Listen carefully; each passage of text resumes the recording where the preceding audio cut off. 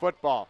Ween takes a nice running start, gets a left leg into it, and it's a line drive kick that's going towards the near side corner. It's going to be fielded by Heater in the corner. He's going to bring it out across the 10 to the 15 to the 20. He spins, and he can't spin out of a tackle from Preston Pearson, and Pearson downs him near the 22-yard line, and that is where Nick Eiske will bring out his 10 other troops and start the first Crusader drive of the game. Yeah, and David, right there, good coverage by Otterbein special teams, and that's something that Otterbein has not really struggled with is on kickoffs. The special teams has been very good for Otterbein. Only a couple of times has a team been able to get out and get a big return, so a good start there for Otterbein. Eiske wearing number 12. He's 14 of 36, 243 passing yards, 2 touchdowns, 2 interceptions on the year. Lining up behind him in a fullback stance is his running back, Brent Walton, number 4. They're going to motion the wing across, and they're going to run the option towards the far side. The pitch going towards the far sideline, gets out of 1 tackle from Bischel, and he's pushed out of bounds after a gain of about 2 yards, and that's what the option brings, Elijah. Exactly what it says, a whole lot of options for the offense, and that time they get the pitch to the far side. Yeah, and right there, David, Brent Walton was tackled by a couple of Otterbein defenders. Like you mentioned, a ton of options, though, and Eiske just saw that and took it outside. Here comes Capital, gain of 4, 2nd down and 6. Capital moving right to left on your radio dial. Again, they motion the back, and they're going to look to pass this time. Eiske back to throw. He throws, and he has it complete to number 23 in the flats as he falls down as he makes the catch. That's Jake Beckley, the junior from Pickerington North. So he makes the catch in the flats towards the near sideline, but he falls down in doing so, and it will bring up a 3rd down. They're going to move the sticks. So 1st down for Capital. They'll have it ball at the 32-yard line, 1 minute gone in the ball game. Yeah, and Otterbein, David, like we talked about, they were playing run the whole way, and Breaky was wide open over the middle of the field.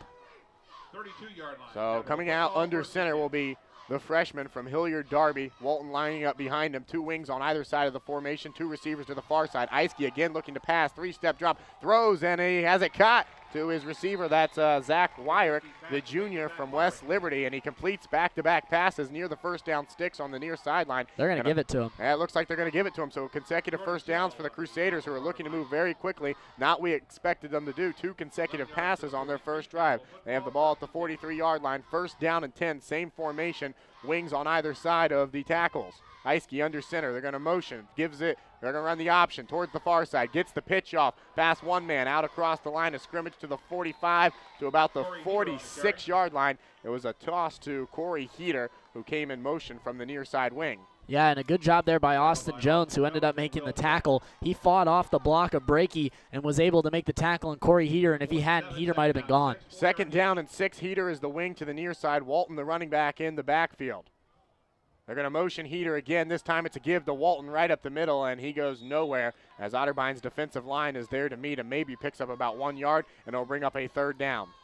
And right there, David, they were just trying to get it 3rd manageable and expect them to maybe go to the air. They've had success early in this game going to the air. We saw Otterbein struggle against Heidelberg, and maybe they said, you know what, let's go out and throw the ball a little bit. Capital completing 27% of their 3rd down conversion so far this year. They have it 3rd down and 4. Ball right at midfield on Carty's chest. Again, 2 wings. Brent Walton, the running back, in the backfield. Under center is Eiske. They motion Heater, and they're going to fake the give to Walton. Eiske keeps it himself and slips around his left tackle, and he dives for that 1st down stick. And based on the official's judgment, it looks like that might be enough for a Crusader 1st down. Yeah, looking at the ball, and they say yes. They move the chain. So 3rd 1st down on this drive for the purple and white, who are in business, and now they're in Otterbein territory. Yeah, and right now, David, Capital is being a balanced style, which we haven't seen much from the Crusaders at all this year. We'll see if they continue to go to the air or they just continue to rush it like they did the past 2 plays. Heater will line up to a wing behind the tight end. They're going to motion the far side wing and give it off to Walton. Walton carrying towards the near sideline over his tackle, and he goes absolutely nowhere. So 2 carries for Walton on this drive, and he's been able to net no yardage as he gets pushed back a little bit. Looks like Preston Pearson got in there, and Austin Jones finished him off.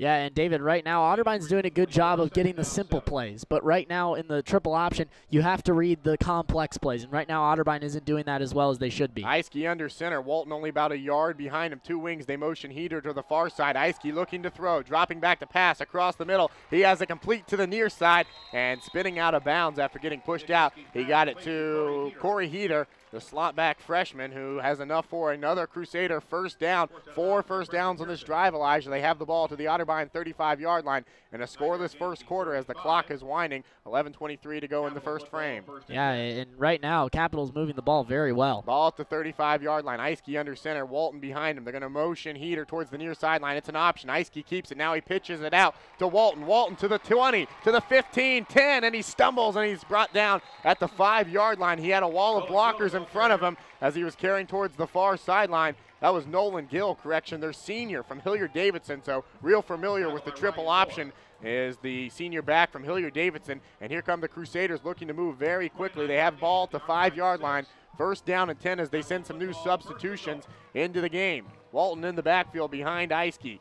They're going to motion the wing towards the near sideline. They give it off to Walton. Walton to the 2, and he dives, and he is into the end zone. Touchdown Crusaders. They move the ball all the way down the field, Elijah, on their first drive, and they take the 6-0 lead on a 5-yard touchdown run from Brett Walton. Yeah, quick drive there for Capital, and David, they used plays that really, in all reality, Otterbein probably got confused on. A lot of passing, probably have more passing yards than they had against Mount Union already. Kind of crazy that Capital's throwing the balls this much. On to attempt the extra point is the sophomore Keegan Irwin, 5 of 7 this year on extra points.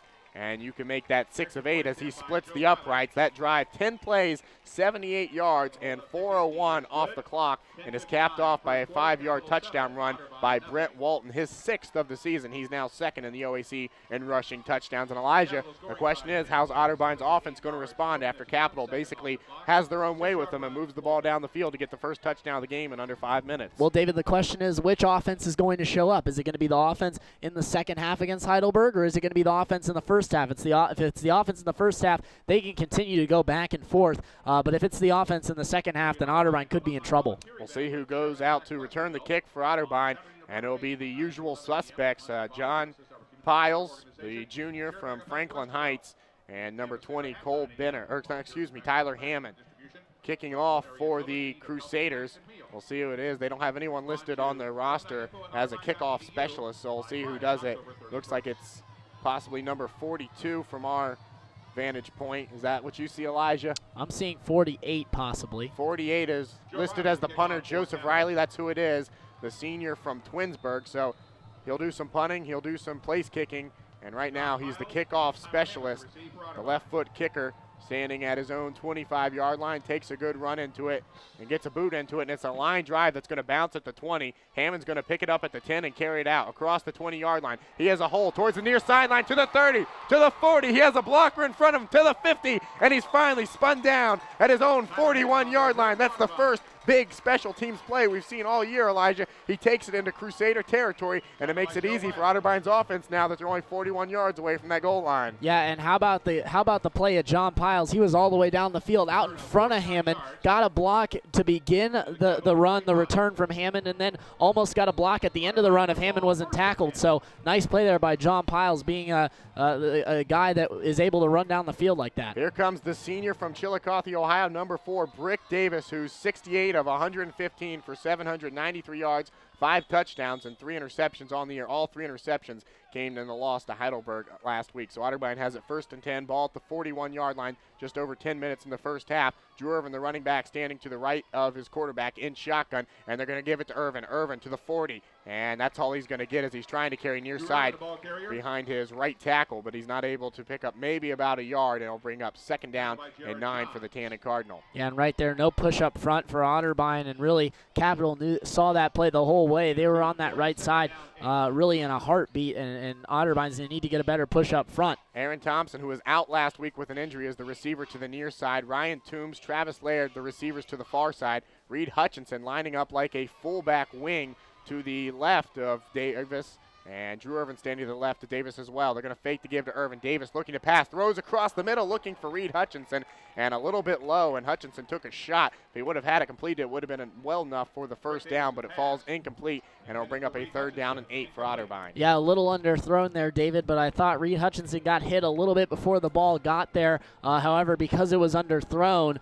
they kind of said that he was diving to the ground as the ball got there, so the hit was legal, but that was something that if Brick Davis had made a better throw, might have been a pass interference call. Otterbein just 19 of 53 for 36% on third down conversions this year, worst in the OAC. They're going to have 4 receivers on the field. Davis looking to pass. Here comes the pressure. Throws across the middle at the first down stick. He has it complete. Looks like it's to Benner. It is. And no, now they're going to say incomplete. Benner looked like he had it, but our official to the far side comes running in saying it is incomplete. If he caught it, it would have been right at the 30-yard line, enough for a first down. So we'll see what Coach Daup decides to do here on Otterbein's first drive with a 4th down and 10 upcoming. Looks like he might. Yeah, he's going to punt it. Here comes the punt unit. So coming out onto the field for Otterbein will be their senior punter, number 24, Jordan Keaton. Keaton, the senior from Central Crossing, has kicked the ball 19 times this year, is averaging 34.4 yards per kick, and has a long of 49. Going back deep to return for the Crusaders will be, looks like number 13, Corey Heater. It's a high end-over-end kick that's going to bounce at the 5, and Otterbein tries to down it, and they can as it bounces into the end zone, and it'll go for a touchback. So the Crusaders, who went down the field in just 10 plays, their first drive to get a first quarter touchdown, will take over at the 20-yard line. Yeah, we'll see what Capital does here on the second drive. We saw them throw the ball a decent amount, but maybe they go back to the run, and the run got them down. Once they got in Otterbein territory, David, they ran the ball a decent amount, and then Walton was able to punch it in. But we'll see what they decide to do if they decide to go to the air as much as they did in that first drive. 9:56 in the first quarter. The Crusaders up over the Cardinals 7-0. They have it ball on the 20-yard line. Moving left to right. It's a toss to the far side to Gill. Gill trying to cut the corner across the 20 to the 26-yard line, and that's where he's wrapped up. He stays in bounds, and the clock will wind under 9:45 to go in the first quarter. Yeah, and Otterbein's having trouble getting to the outside and being able to cut that off. Right there, Ty Compton was on that far side along with Jordan Shell, and those two guys were not able to cut off that, and it was a big gain for Capital. Gill, a wing to the near side. Heater, a wing to the far side. Walton in the backfield. They're going to motion Gill and give it off to Walton right up the middle, and he goes absolutely nowhere as Otterbein is doing a good job of clogging up that middle. And it looks like Tyler Green got in there along with Kyle Blust to cause the traffic, and Walton maybe picks up about 1, and it'll bring up a 3rd down and about 2 for the Crusaders. Yeah, and even when Capital, David, is not getting anywhere, they still pick up a yard or 2, and that is big, especially in a situation like this. It's now 3rd and 1 instead of a 3rd and 3 situation, so we'll see if they can convert. Officially 3rd down and 1. Receivers to either side of the formation, wings off of each of the tackles. Walton in the backfield, lining up as a fullback behind Eiske.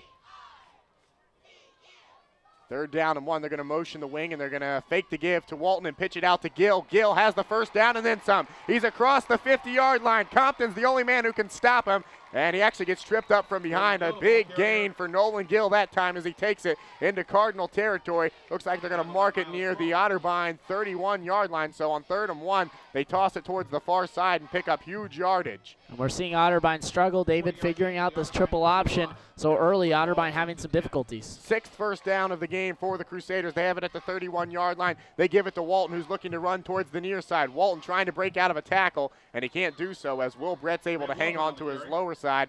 And then Austin Jones comes to finish things off, pickup of just 1 yard. So they have it at the Otterbein, let's say, 29-yard line. 8:22 to go in the first quarter. Already up a touchdown, ball on the near side hash.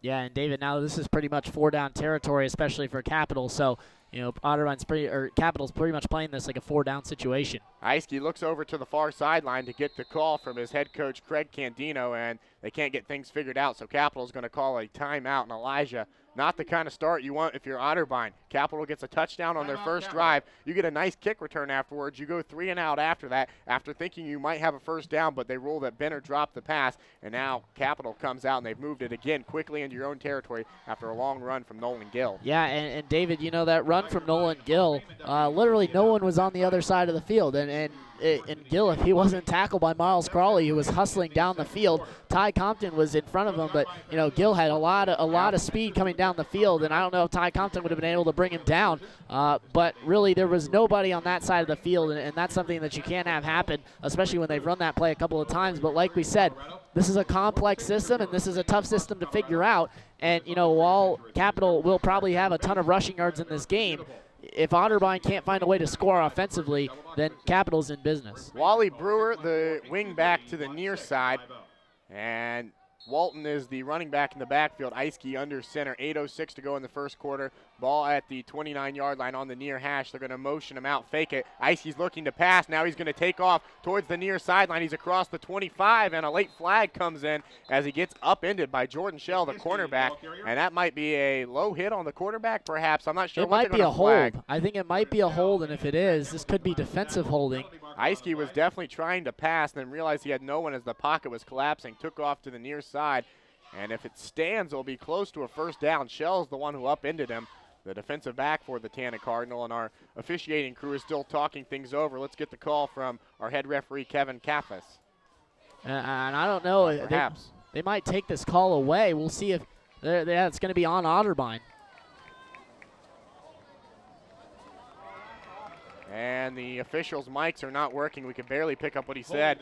And he did indicate that it is holding on Otterbein. We couldn't get against two, Elijah. But again, Otterbein shooting themselves in the foot. And Capital, that'll be more than enough for a first down, and that'll put them inside the Otterbein red zone. And, David, I know we talked about this last night. How can you call a defensive holding call in a run play? You know, it's tough to see, and I don't know what Jordan Shell did. It was definitely Jordan Shell, I believe, who was on this near side. He got off his block, so I don't know what the call could have been, but either way, Capital in business inside the 20. So that'll put it at the 19-yard line, first down and 10, 7:48 to go in the first quarter. Wings to either side of the formation. They're going to motion to the far side, and Eiske keeps it after faking to Walton, and he should have gave it off up the middle as he is hit hard and brought down by Kyle Blust in the backfield. It looks like it's going to be a loss of one. Yeah, and Miles Crawley was also there to make the play, and that's what you need to do if you're Otterbein. You need to find a way to continue to do that, to continue to read it like that. Eiske thought he had a lane on the outside, but Kyle Blust is right there to start the gang tackle for Otterbein. Gill, the wing to the near side.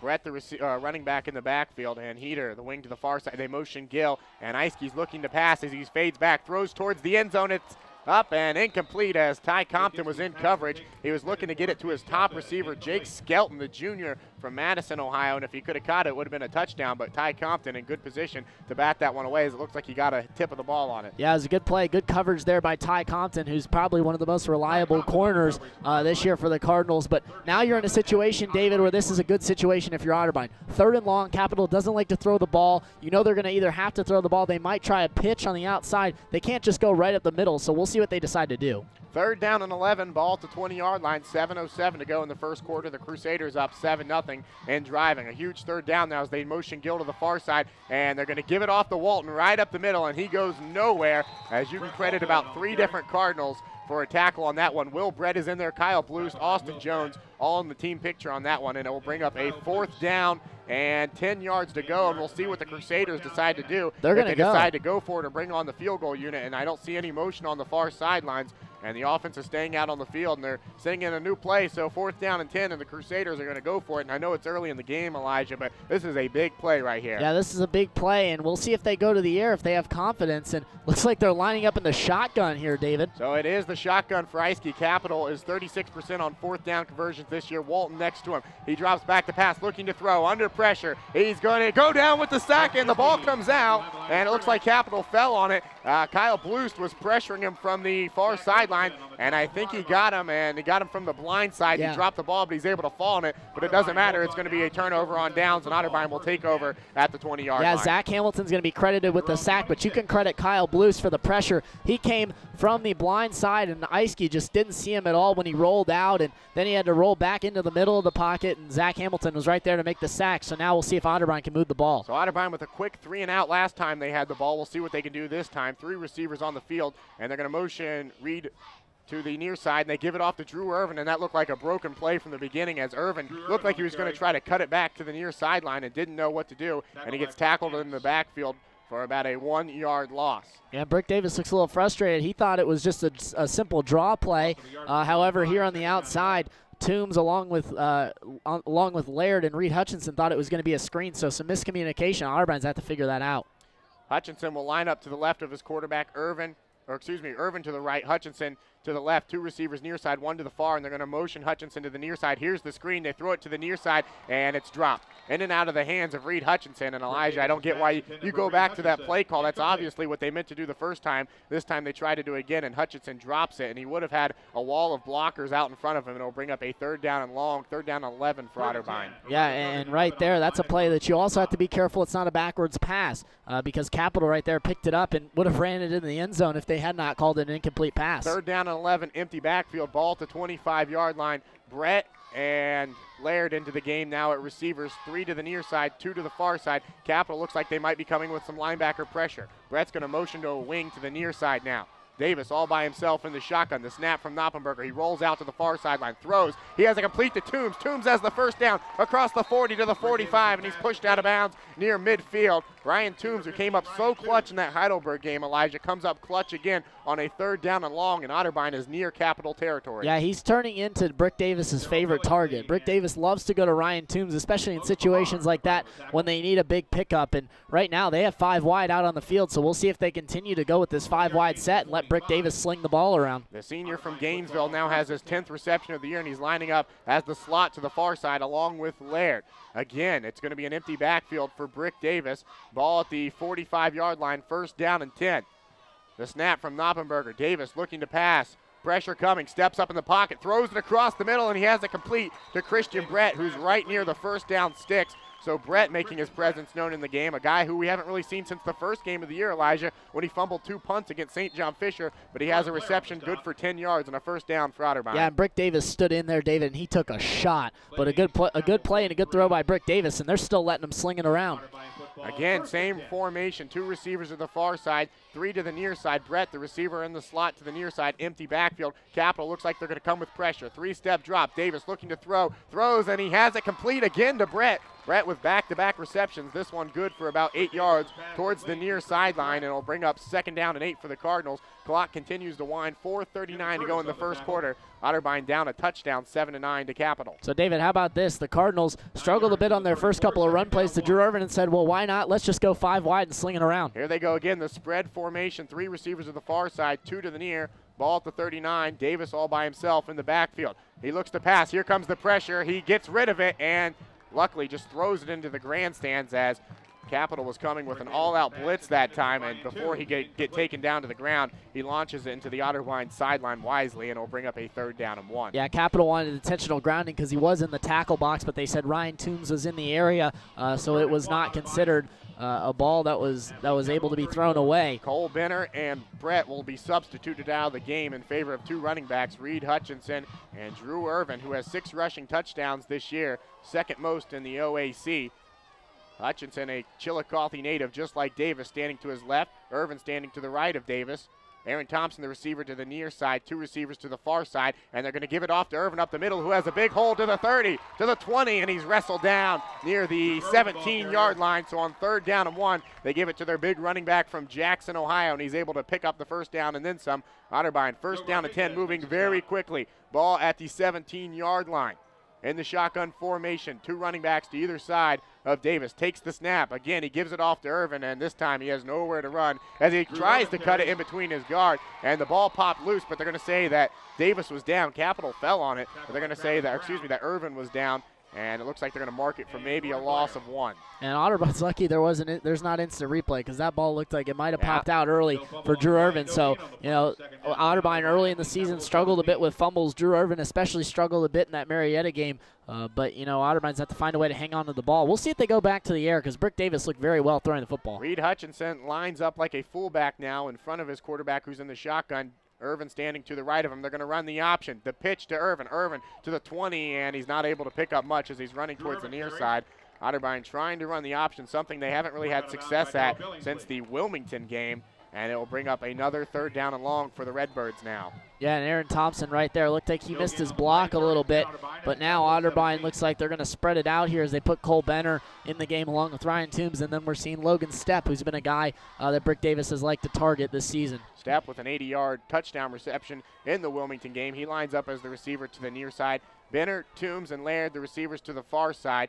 Drew Irvin standing to the left of Davis, and now they're going to motion him out towards the far sideline. They try to get it to Irvin on a screen. Irvin to the 10, to the 5. He dives, and he's in for a touchdown.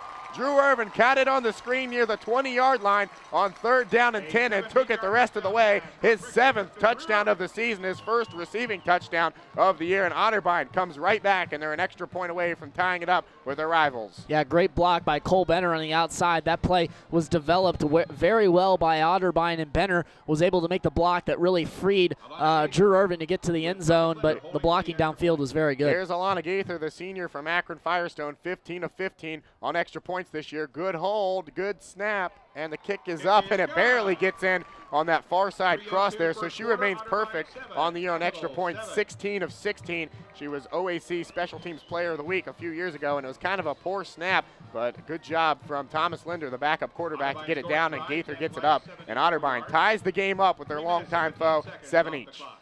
Yeah, and David, you know, we talked about Otterbein and the way they moved the football, and they're a little inconsistent now against Heidelberg. Obviously, the inconsistency was there in the second half, but you know, defensively, if they can continue to stop Capital a couple of times, it'll allow this offense to start to get going. The offense, you know, has had times where they've had the defense out on the field for a long time, so we'll see if the offense can continue to move the ball, but going through the air seemed to work for the Cardinals on that drive. That drive takes 10 plays, 74 yards, 3 minutes, 17 seconds off the clock, and is capped off by a 17-yard pass on a screen to the far side from Brick Davis to Drew Irvin for the touchdown and Alana Gaither's extra point. So 3:03 to go in the first quarter. Anthony Ween has the ball teed up at the 35-yard line. Heater is back deep to return for the Crusaders.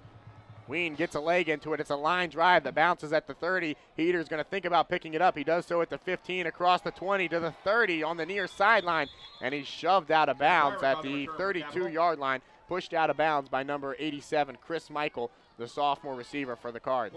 Yeah, and a nice return there and good field position for Capital. We saw them move the ball very well down the field and really almost had a touchdown on a Nolan Gill big run, but a tackle made by Miles Crowley saved that, and then Otterbein was able to stop him on a 4th down. So we'll see if they can go to the air if they continue to run the ball. The boys from Bexley turned it over on 4th down in Otterbein territory their last time out there. 2 wings on this formation. They're going to motion Gill to the far side. Eiske looking to pass, throws it deep down the field, and it's going to be, did he catch it? He didn't. It's incomplete. It looks They're going to say he picked it off. He said it is an interception, so Otterbein comes up with a huge interception, and it's number 11, Ryan Moore, his 2nd interception of the season. What a catch, Willie Mays style, over the shoulder, Elijah. He lays out for it on that one, and I saw one official motion as he said it was incomplete, and another came in and overruled him and gave him the interception. So Eiske on 1st down and 10 looks for the home run ball, and he is picked off, and Otterbein with a little bit of momentum back on their side now. Yeah, and I want to know what Eiske saw, because I saw downfield Ryan Moore. If he was throwing to Ryan Moore, that's a great throw, but nobody was in the general vicinity, and Ryan Moore made a beautiful catch, and Otterbein now in business, starting the ball at the 32-yard line. Moore's 2nd interception of the season for the Bishop Reedy grad. Otterbein has it, ball at the 32, 1st down and 10.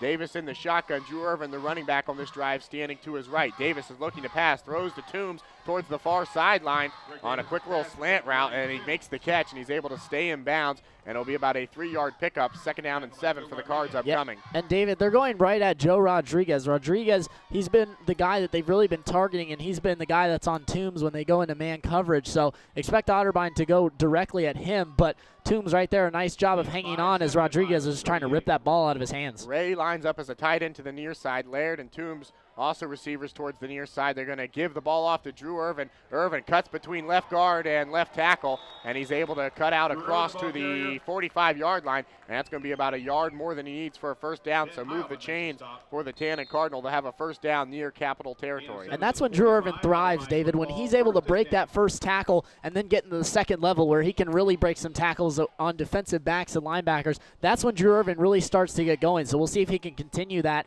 here today. David Kinder, Elijah Gonzalez here from Memorial Stadium, where Otterbein has the ball at their own 45-yard line, 1st down and 10. 2 receivers far side, 1 to the near side and step. It's an option to the far side. Davis is going to keep it himself. He cuts it back across the 40. It's a hold. And a late penalty flag comes in as it's thrown in the vicinity of holding, but Davis with a wise choice not to pitch to Irvin, and he kept it himself. And if it stands, it's going to be a gain of 22 yards, but it looks like this one's probably going to be coming back. And we'll see what the head referee has to say, but might have been called on Bryson Ray. was the one that looked like he might have held. And Bryson Ray, his shoulder pad is out, and he's pleading for the other way for it to be a defensive hold.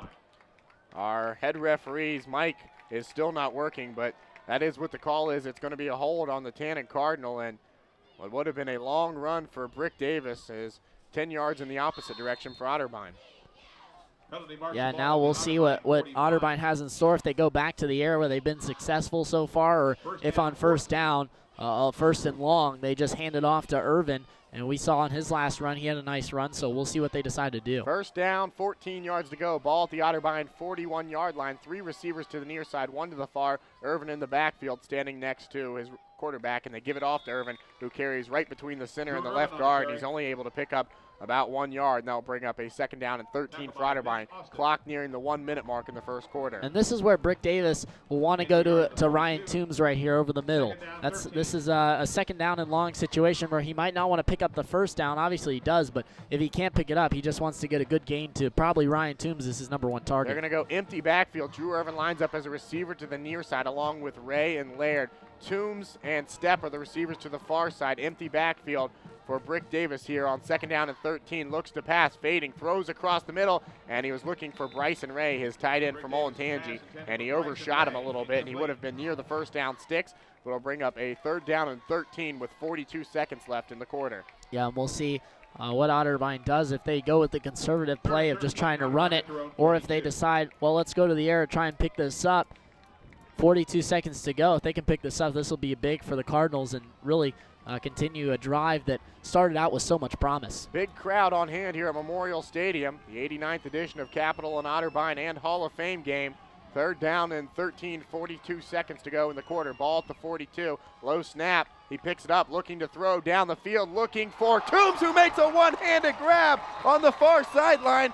And he caught it. What a catch from Ryan Toombs. One-handed on third down and 13. Otterbein comes up big, and they have it in Capital territory. Ball spotted at the 25-yard line. Yeah, Brick Davis threw that ball right where Ryan Toombs could catch it, and where only Ryan Toombs can catch it. And what a beautiful catch it was. One hand pulls it into his chest, held on, a nice play and a huge gain. Now Otterbein in business from the 25. Clock winding, 20 seconds to go in the quarter. Irvin standing to the right of Davis. 2 receivers to the far side, 2 to the near side. Capitals linebackers step up like they're going to show blitz. Just 12 on this game clock now.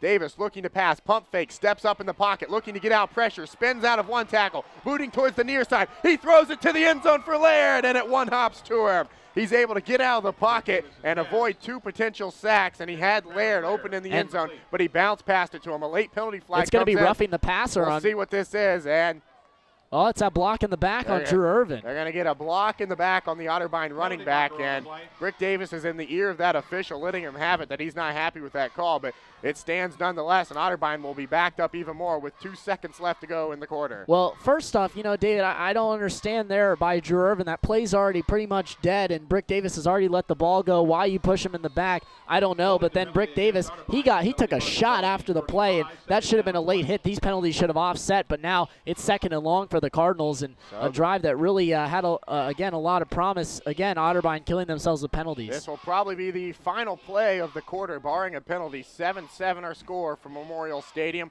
Second down at 20, ball at the 35. Irvin motions out towards the far sideline. They got it to him on a screen to the 30, to the 20. And he takes a big hit. He lowers his shoulder pads and knocks a Capital defender over. And that's the play, exact same play they scored a touchdown on, Elijah. And it will bring us to an end of the first quarter. When we come back, Otterbein will be near a first down. And we are tied up at 7 apiece in the 88th edition of the Otterbein Capital game. You're listening to Otterbein Football here on the Otterbein Sports Radio Network. We'll be right back after this. First quarter, Capital 7.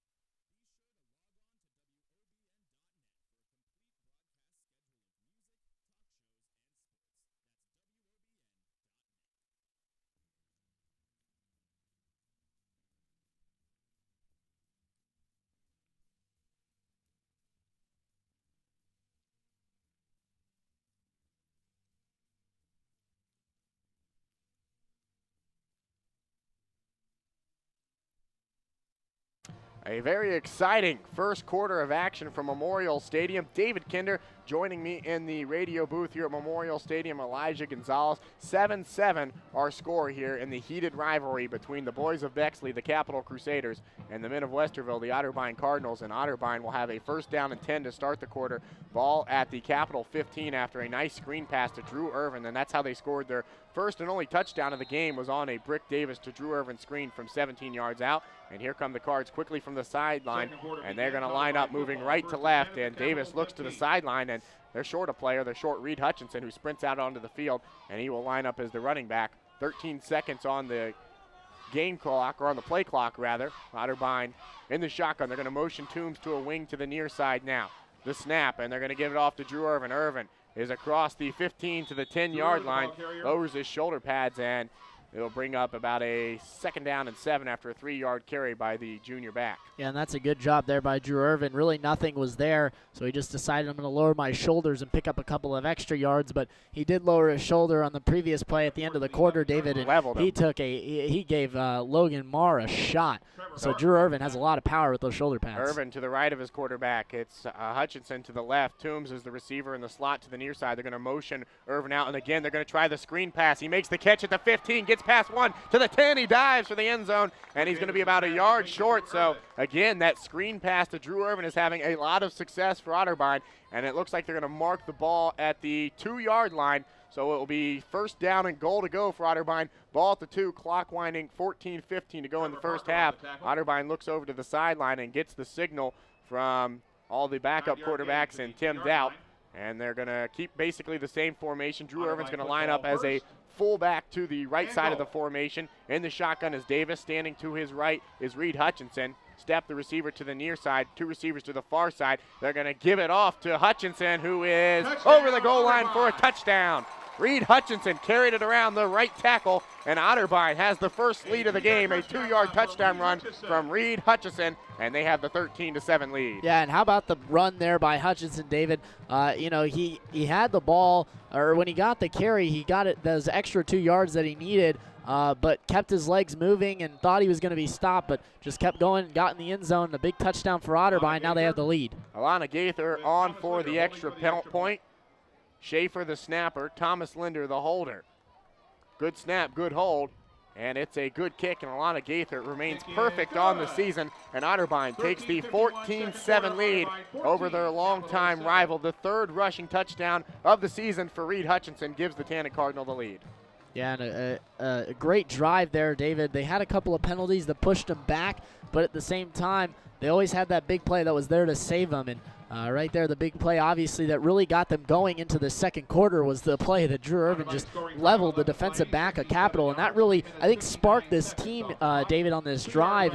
And hopefully the defense can find a way to get a stop against Capital. They have on the past 2 drives, so we'll see if they can do it again. 11 plays, 66 yards, and 3 minutes and 59 seconds off the clock, capped off by a 2-yard rushing touchdown by Reed Hutchinson. Elijah, Capital seemed to have all the momentum after that first drive. They drive down the field, score a touchdown since then, though. A couple of 3-and-outs, and Otterbein, it looks like they are way more pumped up on the near sideline than those Crusaders are on the far sideline. Again, a very big crowd here at Memorial Stadium for the 3rd time this year. Seems like we've had a sellout about every game we've had this year here at Old Memorial Stadium on the brand new turf. Yeah, I would say a sellout plus, David, because especially for this Hall of Fame stuff that's going on, a lot of people are down on the field, watching the game from the sidelines. So Anthony Ween is back to kick it off for the 3rd time tonight for the Tanner Cardinal. Takes a good running start into it and gets a long line drive kick that is going to be fielded by Heater at the 2-yard line. He's going to bring it out across the 20-yard line to the 30. Gets past 1 tackler, and he's brought down at the 36 as he's pushed forward, and Capital will have good field position to start their 4th drive of the night. Yeah, I believe it was Zach Warwick on the return there, David, and that's the 3rd time we've seen him return the ball and get a huge gain and really be able to start Capital in good field position. They're going to start from their own 37, and we'll see if they can continue to run the ball with the triple option, the 6 sacks that they've had, but expect them not to go to the air after that last play. Iske comes out, and his last pass was intercepted by Ryan Moore, the first play of the possession, and before they snap it, Iske's going to come out from under center and look over towards his sideline and get a new play call. Calls out an audible to his offensive line, and they shift accordingly. Walton standing right behind him in a fullback formation. They're going to motion Gill, and it's going to be a toss to him to the near sideline. Gill out across the 35, and he's wrapped up right at the line of scrimmage. And Otterbein was all over that one. Looks like meeting him first was number 51, Evan Bergenstein, who the defensive lineman, who we weren't sure if he was going to play in this game because of concussions, but he looks good to go, and he makes the tackle there, and they're going to give him a gain of 1, so 2nd down and 9. Yeah, the Capital had a bit of a false start there. Gill motioned out like he was going to motion, and then they tried to get Otterbein to jump. Otterbein didn't jump. They ran the same play, and Otterbein jumped it perfectly. Heater, the receiver in the wing towards the far side, a receiver to the near side. Gill lined up as a wing. Eiske again looking to pass. He's going to throw it to Walton out of the backfield towards the far sideline. Walton has a 1st down and more. He's across the 50, and he's pushed out of bounds by Ryan Moore. And then the Otterbein players looked like they wanted a late hit or a rough hit on Ryan Moore as he took a shot from the running back for the Crusaders. But that'll be a 1st down for Cap, and they'll be in business. Ball at the 46-yard line in Otterbein territory. Yeah, and we saw Drew Irvin lay a shot on a defensive back right there. Brent Walton laid a shot on Ryan Moore. Nick Eiske under center, Walton behind him in a 3-point stance. They're going to motion Heater and give it to Walton up the middle, and Walton just carries right behind his center, and he's able to pick up about 3 yards. A lot of motioning on this offense and a lot of fake motioning, Elijah, as well, where they take a 2-step motion like they're going to move to the other side of the formation and then go right back to their original position, and Otterbein still trying to figure things out. Yeah, they're still trying to figure it out because, you know, with that 2-step motion, like you said, where they cut back, David, it's a bit of a counter play, kind of, if you want to look at it that way, but really the wing back is the one who's doing the counter. 2nd down and 6, ball at the 42-yard line. Eiske under center. He has Heater as a wing to the near side. Walton, the fullback, in the backfield. And they're going to give it off to Walton, who has the 1st down across the 30. Still moving, has his feet. He's to the 20. He's got blockers in front of him, and he's wrapped up by Ryan Moore. Walton, who looked like he was dead in the water and down, just kept his feet moving and kept the play alive, and he has a 1st down and then some. And they're in the Otterbein red zone now. They're going to spot it at the 12-yard line, and Walton has a big carry that time and a timeout on the field as it looks like one of the Capital, probably offensive linemen, looks like he's hurt himself. We can't tell what player it is from our vantage point, but the training staff is out to take a look at him. But a nice run from Walton, Elijah, and he has them set 1st down and 10, and they're going to be at the 11.5-yard line. Yeah, and a big run there from Walton. We talked about Drew Irvin and the power that he has, but how about Brent Walton right now? I mean, he is powering through. I believe it was Austin Jones that wrapped him up, but Walton just shoved him off and was able to pick up an even bigger gain and really almost a touchdown if it wasn't for Ryan Moore coming from behind and just kind of grabbing his shoulder pads and pulling him to the ground. But right now, we have an injured player who's just got up, and we'll see if he can walk off. But it looks like, I believe it's number 66, Robert Beck, the offensive lineman, the sophomore. In fact, it is. So we'll see if he can continue in this game. But Capital moving the ball very well right now, David, and we've seen Otterbein's defense struggle a bit, but we've also seen them be successful in the red zone. I want to thank everyone for tuning into today's broadcast here at Capital Week. A lot of Otterbein Capital games going on. The women's soccer team tied right here on this field in double overtime today. The men's team lost 3-4 in double overtime at Bernlohr Stadium, and the football team trying to get the victory. And here comes Capital now, and there's a little motion before the whistle, and Capital thinks it's on Otterbein, and Otterbein thinks it on Capital. And we'll see who it is called on. Women's volleyball was also in action today. They lost 1-3 to Illinois Wesleyan.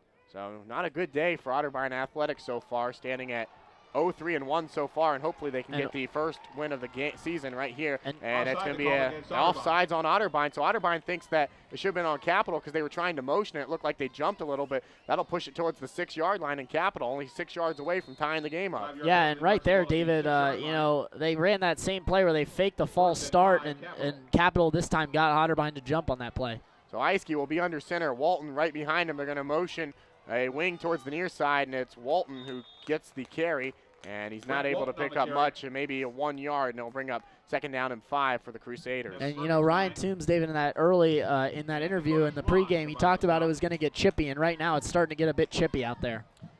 Obviously, these schools very close. Just 15 miles separates Westerville and Bexley, and a lot of these guys played against each other in high school and knew each other, and big-time rivals out on the field, and Capital is just 5 yards away from punching it in. 2nd down and 5. They're going to motion the wing. Eiske's looking to pass as he boots towards the far sideline. He's going to keep it himself, dives for the end zone, and he's in. Nick Eiske, a 5-yard rushing touchdown, makes it a 1-point ball game as he was looking past and then realized there was no one around him and took it off and scores. And it is now 14-13.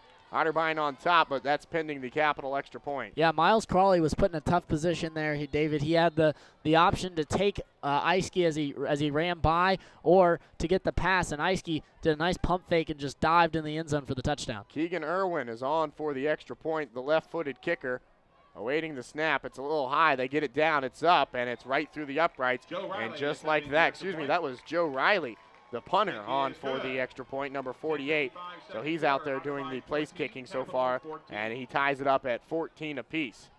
That was the first rushing touchdown of the season and the career of the freshman Nick Eiske from Hilliard Darby High School. Yeah, and what a big time for that to happen. But David, talking about right now, if Otterbein can find a way to get a nice return here and start in good field position, this would be big for that offense. We've seen them struggle a bit right after a touchdown given up by the defense. So we'll see if they can if they can find that out. We've already seen Speedy Hammond take a nice return, and John Piles, also back there. He's had a couple of nice returns this season, so we'll see if they can get good field position from one of those two guys. 6 plays, 63 yards, 2 minutes and 49 seconds off the clock in that drive for the Crusaders, and it's capped off by a 5-yard rushing touchdown by Nick Eiske, his first of the season. We'll see if Otterbein can respond now. 10:55 to go in the first half, all tied up at 14 apiece, and we said in the pregame show, Elijah, no matter the records coming into this game, you can throw them out the window when Otterbein and Capital play because they always bring their best football onto the field. Yeah, and Capital lost 75-0, like we mentioned last week, putting up 14 points this week. Hammond and Piles deep to return for Otterbein, and Hammond's going to make the catch at the 11-yard line. He's out across the 20 to the 25, and he's not going to get much further than that as he is wrapped up by a bunch of white jerseys, and that is where Otterbein's drive will start as they look to repeat what they did the last drive, which had a 2-yard rushing touchdown from Reed Hutchinson. And David, we'll see what they decide to do. We've seen them have success through the air. Ryan Toombs made that very athletic catch on the last drive. And then those screen passes. Drew Irvin had a couple of those that he was able to bring for a decent gain. So we'll see if Drew Irvin gets the screen passes or if Reed Hutchinson just kind of runs that ball up the middle. And we still haven't seen that sweep play that they like to go to a lot. And here comes some Wildcat, Elijah, as Cole Benner is going to come into the game at quarterback now. Dylan Weirs is also going to come into the game and play fullback. We heard Coach Dalp say in the coaches show that there's a chance that this could happen. So and Chad Benner's going to be the quarterback. The They're going to motion Hutchinson towards the near side, and they get it off to him out across the 20 to the 30 to the 40. He breaks off one tackle, makes another man miss to the 50, and he's finally brought down in Capital territory at the 44-yard line as Benner gives it off to Reed Hutchinson. First time we've seen that play since the St. John Fisher game, Elijah, when Otterbein broke it for an 80-yard touchdown. Yeah, and David, Chad McCray is in the backfield. He's lining up next to Cole Benner. And McCray, not much of a running threat, but he is a tight end that they brought in and has a very good blocking threat. And now they're switching sides, and we'll see what they decide to do. They're going to stay in the Wildcat. Benner, the Wildcat quarterback, McCray lining up to his right, Reed Hutchinson. The receiver towards the near side, Weirs, the blocking fullback in front. They're going to motion him across the formation, and Benner keeps it himself this time, runs right up the middle, and he's across the 40 to the 39. And so consecutive Wildcat plays, Elijah, and I don't need to remind you what happened on the third Wildcat play in St. John Fisher. It went for a safety. Obviously, ball at the 39-yard line. It's not going to be a safety this time, but Otterbein tried to run that play 3 times in a row up in Rochester, and it did not work. We'll see if they stick with it a third time here against Capital. Yeah, right. And Coach Dalp, he talked about that second time that Cole Benner was stuffed at the line of scrimmage could have been a 15-yard gain. And right there, Cole Benner had a good lane on that play. Benner, the senior from Heath, takes the snap, and he's going to keep it himself. Actually gives it off to Hutchinson on the far side. Hutchinson across the 30 to the 25. And again, it works for big-time yardage as he lines up as a receiver to the near side in a jet sweep. They flip it off to him, and he's able to pick up another first down as Chad McCray is going to come out of the game in favor of the other tight end, Bryson Ray. But we do not see Brick Davis coming out in the field, and it looks like they're going to remain with the senior from Heath, Ohio, in at quarterback, and Cole Benner. And right now, David, they have 6 receivers on the field and no quarterback. So Benner lining up as the quarterback in the shotgun. Empty backfield. 3 receivers to the near side, 2 to the far side, and Ryan Toombs and Logan Stepp. Capital looking like they're going to show blitz. Benner takes the snap. He's looking to pass. It's a design quarterback run. He keeps it now out across the 20 to the 15 to the 10 to the 5, and he's into the end zone. Touchdown, Cole Benner from 24 yards out on a design quarterback draw. He slices his way through the Crusader defense, and Otterbein regains the touchdown lead. What a bit of trickery on that drive. Yeah, nice run there. And Cole Benner, you know, he faked out the defense a little bit, thought he was going to throw the ball, and took that draw. We saw that play work with Brick Davis, but with a faster guy, Cole Benner, he picks up a big yardage and a touchdown for the Cardinals, and now they got the lead again. Benner's second touchdown of the season. He caught one for 72 yards against Wilmington, and he rushes for one there. Gaither on for the extra point out of the hold from Linder. It's up, and it hits off the right post, no good. So Alana Gaither misses her first extra point of the season, and it is a 6-point ball game, and that could come back to bite Otterbein big time. With 9:11 to go in the first half, that drive, just 4 plays, Elijah, 74 yards, a minute 37 off the clock, and it's capped off by a 24-yard rushing touchdown from Cole Benner, but Alana Gaither misses the extra point. Yeah, and we'll see if that does come back to bite him, especially with the way these teams are kind of going back and forth, David. But, you know, going back to that whole series, Brick Davis did not see a single minute or a single snap on that series. So how about that? The Otterbein Cardinals with their quarterback on the sideline. 4 plays that went like this. Reed Hutchinson, 31 yards. Cole Benner, 3 yards. Reed Hutchinson, 16 yards. Cole Benner, 24 yards. So it's definitely took Capital by surprise. They weren't expecting that. Otterbein marches down the field in just 4 plays. 20-14, the Redbirds on top of the Crusaders here in the 89th edition of the Otterbein Capital football game. And we'll see Zach Wyrick and Corey Heater to return for Capital. Going out for the kickoff for the Tannen Cardinal, Anthony Ween. Heater, one of the deep men standing at the 5-yard line. Ween gets a good running start into it and kicks it off, and it's end over end into the far corner, and it's going to go out of bounds. It's going to bounce and go out of bounds. So Capital lets it go as it goes out of bounds near the 5-yard line, and it'll be a legal procedure call on Otterbein, and the Crusaders will start this drive at the 35-yard line.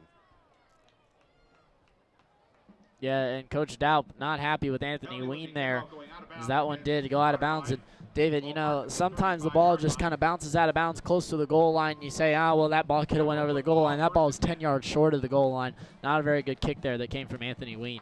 So Eiske will come out to direct the offense from the 35-yard line, moving left to right. He scored a touchdown on the Crusaders' last drive from 5 yards out on a quarterback keeper on a boot play. Walton behind him. They motion Gill to the near side, and they give it off to Walton, and he's hit hard by Austin Jones, who pushes him into the backfield. It's going to be a loss of 2 as Austin Jones blasted through and busted up that handoff to Brent Walton. It'll be a loss of 2, second down. Yeah, and how about the play by Austin Jones there, Brent Walton? You know, he said, Brent Walton, this is no defensive back. You're not going to power through me, and he just made a nice tackle there, wrapped up beautifully. They're going to give Walton forward progress and say no gain, so it'll be second down and 10.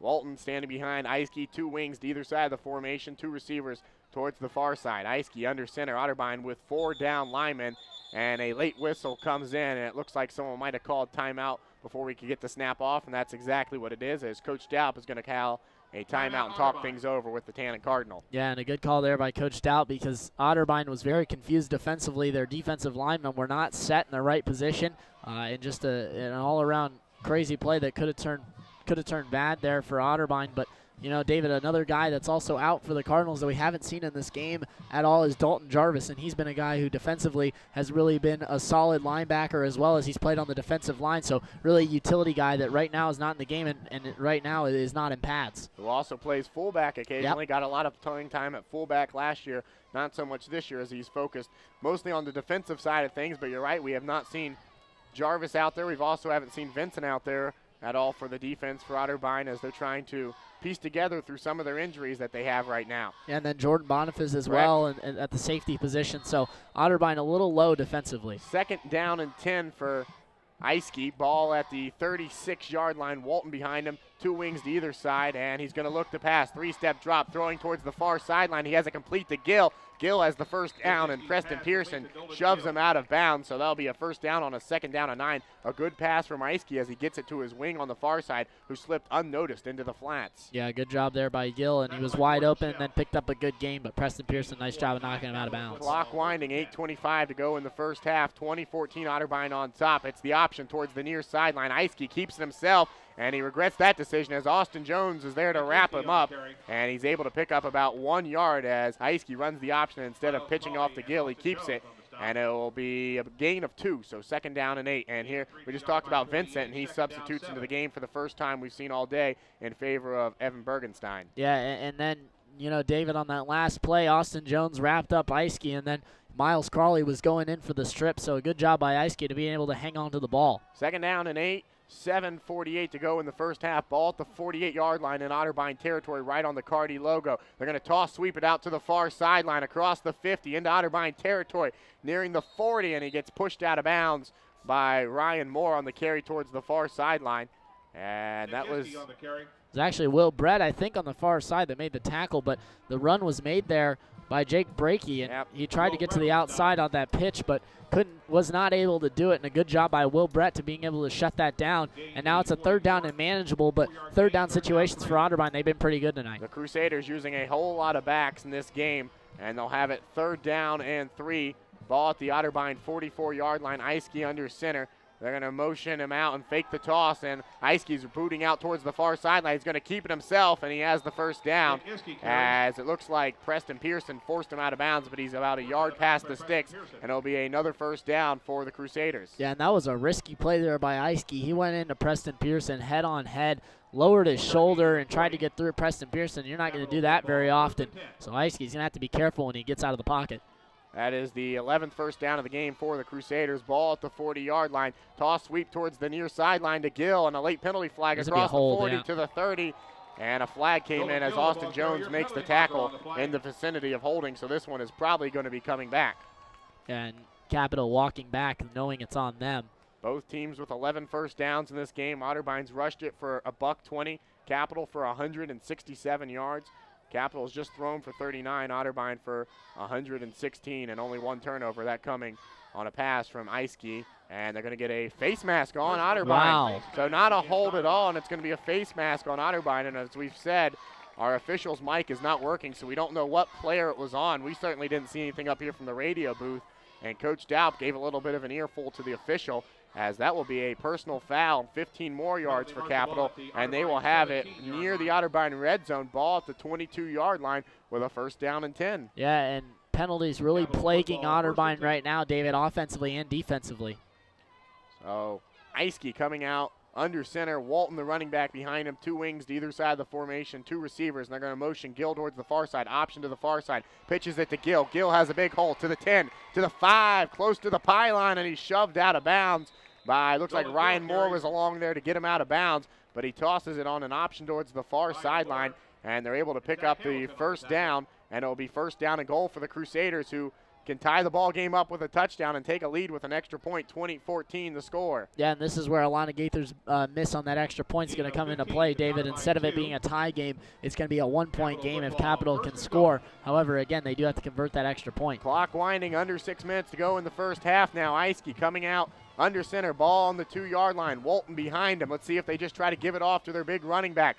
Eiske keeps it himself, dives underneath the center, and no signal yet. He's in. Touchdown, Crusaders. They tie the ball game up. Eiske, his second rushing touchdown of the game, this time coming from 2 yards out, and it's 20-all, and Capital with the extra point could take the lead back from Otterbein. Yeah, and David, right now, Otterbein defensively has just been struggling, trying to stop this triple option, looking a lot like they did in the first quarter. Here comes Joe Riley out to attempt the point after touchdown.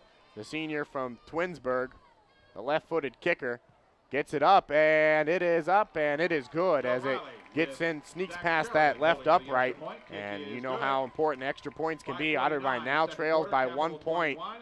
The extra point from Riley, and it's a 21-20 ball game with 5:49 to go here from Memorial Stadium. And David, the score, if it's not looking very similar to you, it's looking very similar to me of the score that could possibly go into halftime against Heidelberg. They went up at 28-21 at halftime against Heidelberg, but right now down 21-20. But if they do score, could be 27-21 like we saw against Heidelberg. But you know, that's Otterbein's offense is going to have to find a way to score here late in the first half. And last call for Hall of Fame inductees to report That drive, 8 plays, 65 yards, 3:22 off the clock, and Nick Eiske, 2-yard rushing touchdown, his second of the ball game. So going back deep to return for Otterbein, Speedy Hammond, John Piles, and we'll see if we can get a good return out of either of the two. Speedy Hammond had a nice return, his first return of the game back in the first quarter. As we said, if Otterbein can get the win in this game, they will tie up the all-time series record between these two, which stands at 43, 42, and 3, and dates back to the 1890s.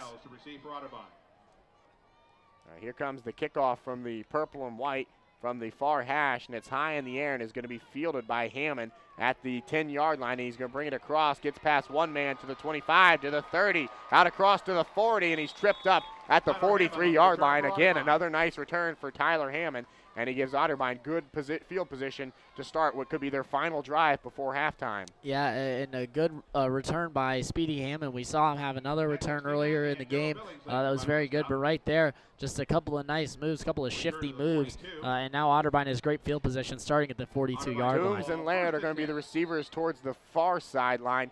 It's going to be Stepp and Benner, the receivers towards the near sideline.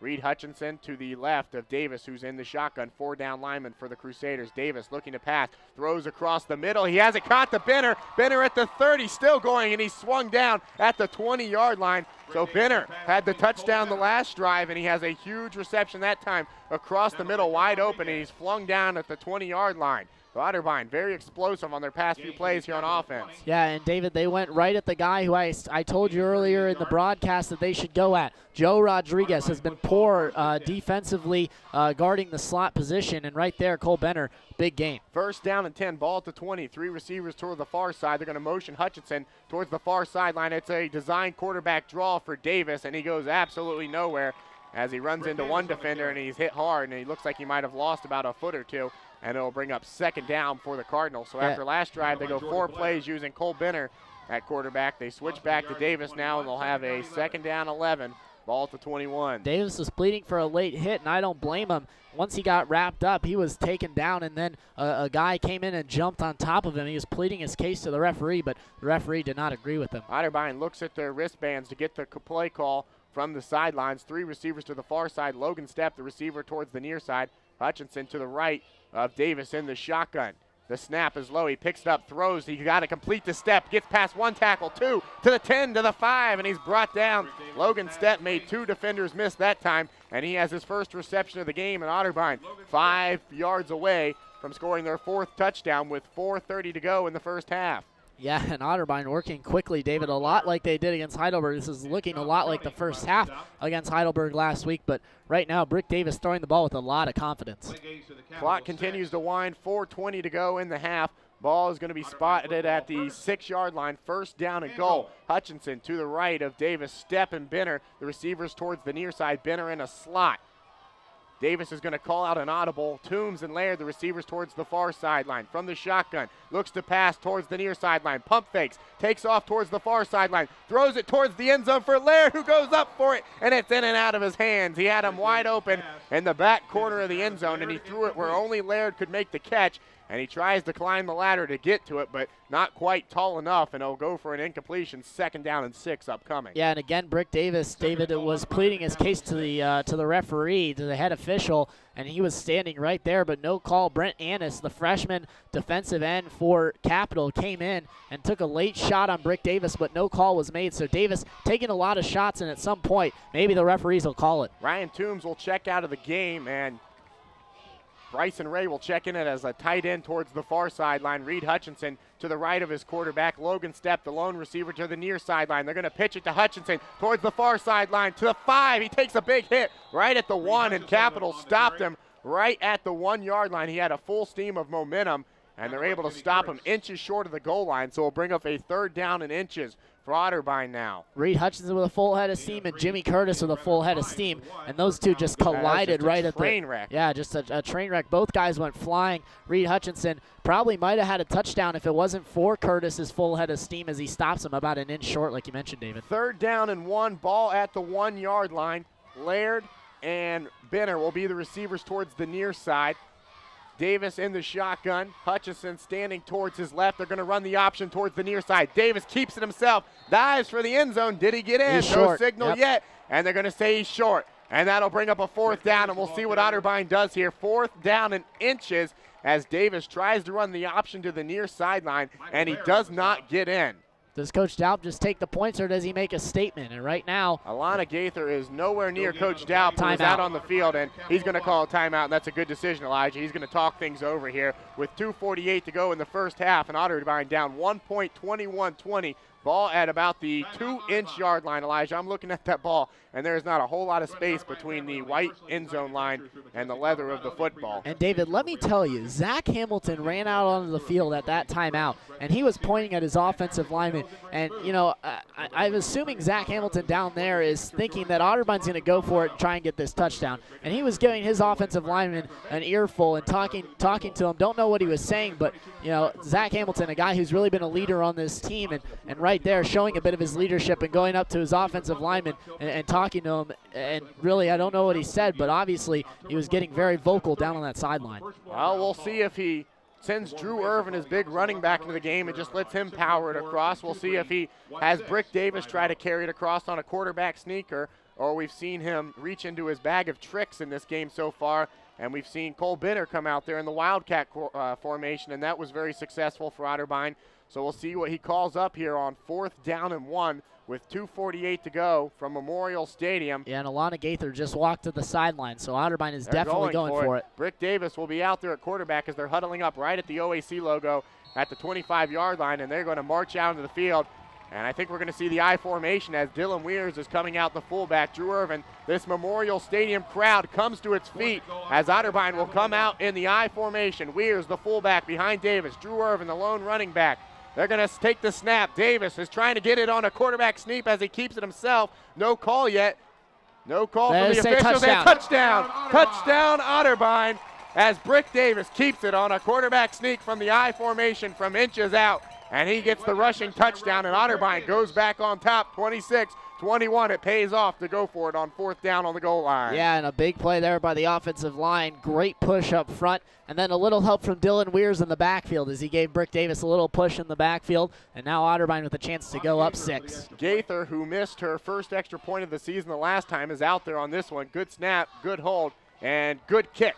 So Otterbein opts not to go for the 2-point conversion and get the missed extra point, but they do convert, and it is 27-21 with 2:40 to go in the half. The third rushing touchdown rather, for the senior for Chillicothe, coming from just inches away from the goal line. And David, you got to think that Zach Hamilton knew on the sideline when he ran out there that Otterbein was going for it, and he was going to tell his offensive line, you know, get that push up front. But I agree with the call by Coach Daup, not going for 2 right here. Still early in the game, you know, it's still a half and 2 minutes left to play. So, you know, Otterbein really still has a lot of time left. They can make up those 2 points later in the game, but right now, just kind of get the points you can get. 7-play, 58-yard drive, 3:01 off the scoreboard, and it's capped off by the 1-yard touchdown run from Brick Davis, his 3rd rushing score of the season, and the extra point from Alana Gaither. And Otterbein is back on top in this seesaw football game, 27-21, and you never know quite what to expect when Otterbein and Capital get together for a football game.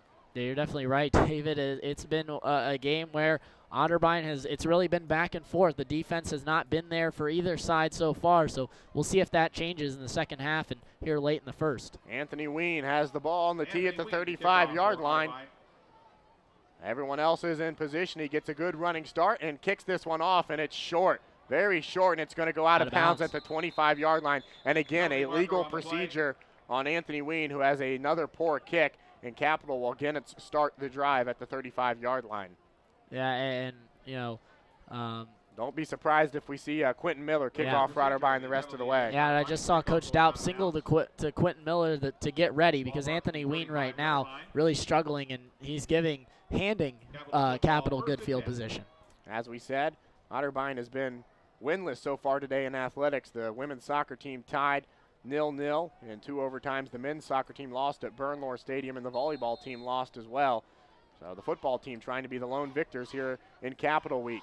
So Capital have it, ball at the 35, first down and 10. Eiske under center.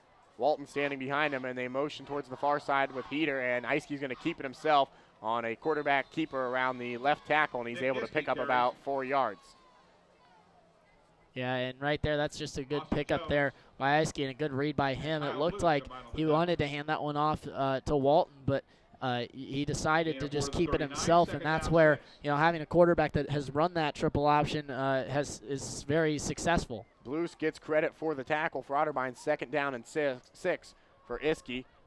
2:08 to go in the first half as they're going to fake the toss. Iske looking to pass. Here comes the pressure. Looks to chuck it deep down the field, and it is almost intercepted. It is intercepted. It's intercepted by Jordan Schell. What a catch! And it's Otterbein ball, second interception of the game. Capital's trying to plead their case with the officials that he dropped it. He bobbled it in midair, came down with it as he hit the ground, and Otterbein has the ball with 1:59 to go, and they're going to mark it about the 35-yard line. Jordan Schell with the interception of the year. Yeah, what a play there by Jordan Schell. He bobbled it in midair, and this is the second interception that we've seen that's been a highlight reel play. Ryan Moore with one earlier in the first half, and then right there, Jordan Schell. And now we'll see if the offense could capitalize, and getting up 2 scores going into the half would be big. Let's see if Otterbein tries to take it to the Crusaders here. They'll have it at the 36-yard line, first down and 10, a second under 2 minutes to go here in the first half. From the shotgun formation, Irvin, the running back, standing towards the right of Davis, and they throw and try to get it to Toombs. Toombs makes it in a screen towards the far sideline,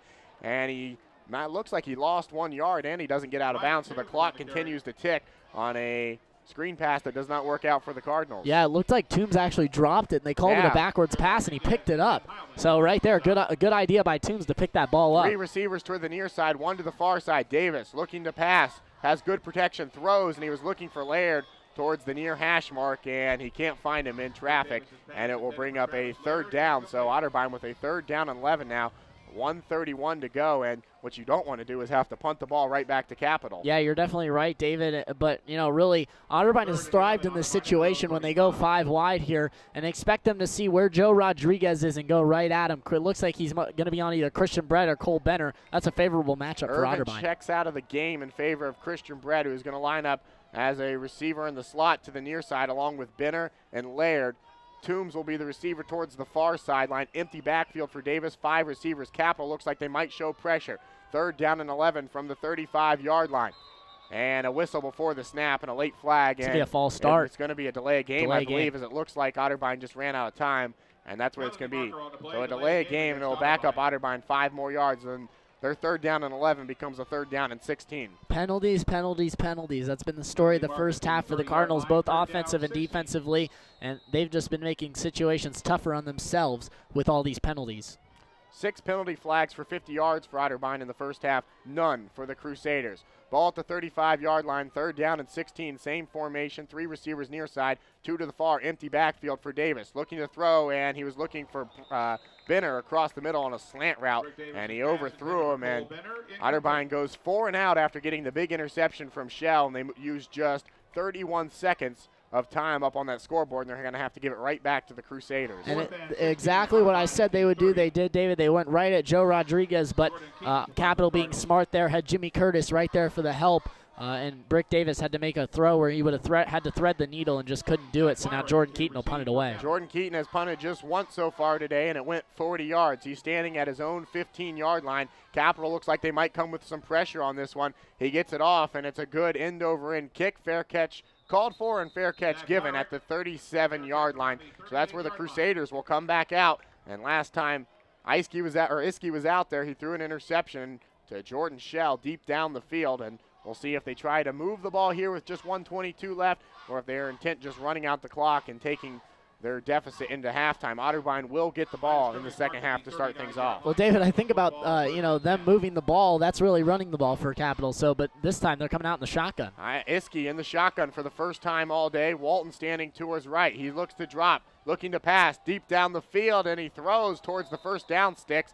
and incomplete as he was trying to get it towards a receiver, Shell, in close coverage, and he forces him out of bounds and doesn't allow him to come down with the reception, and that stops the clock with 1:17, second down and 10. Yeah, it was Skelton who was the one out there, Jordan Shell with good coverage, and receiving-wise, for Capital, Skelton has no reception, so Jordan Shell doing a good job on him. He came in today as their leading receiver with 139 yards. Back to pass as Iski looking down the field. He's going to step up in the pocket and take off now, and he's out across the 40, and he's able to pick up 3 yards before the Otterbein linebacking core gets to him.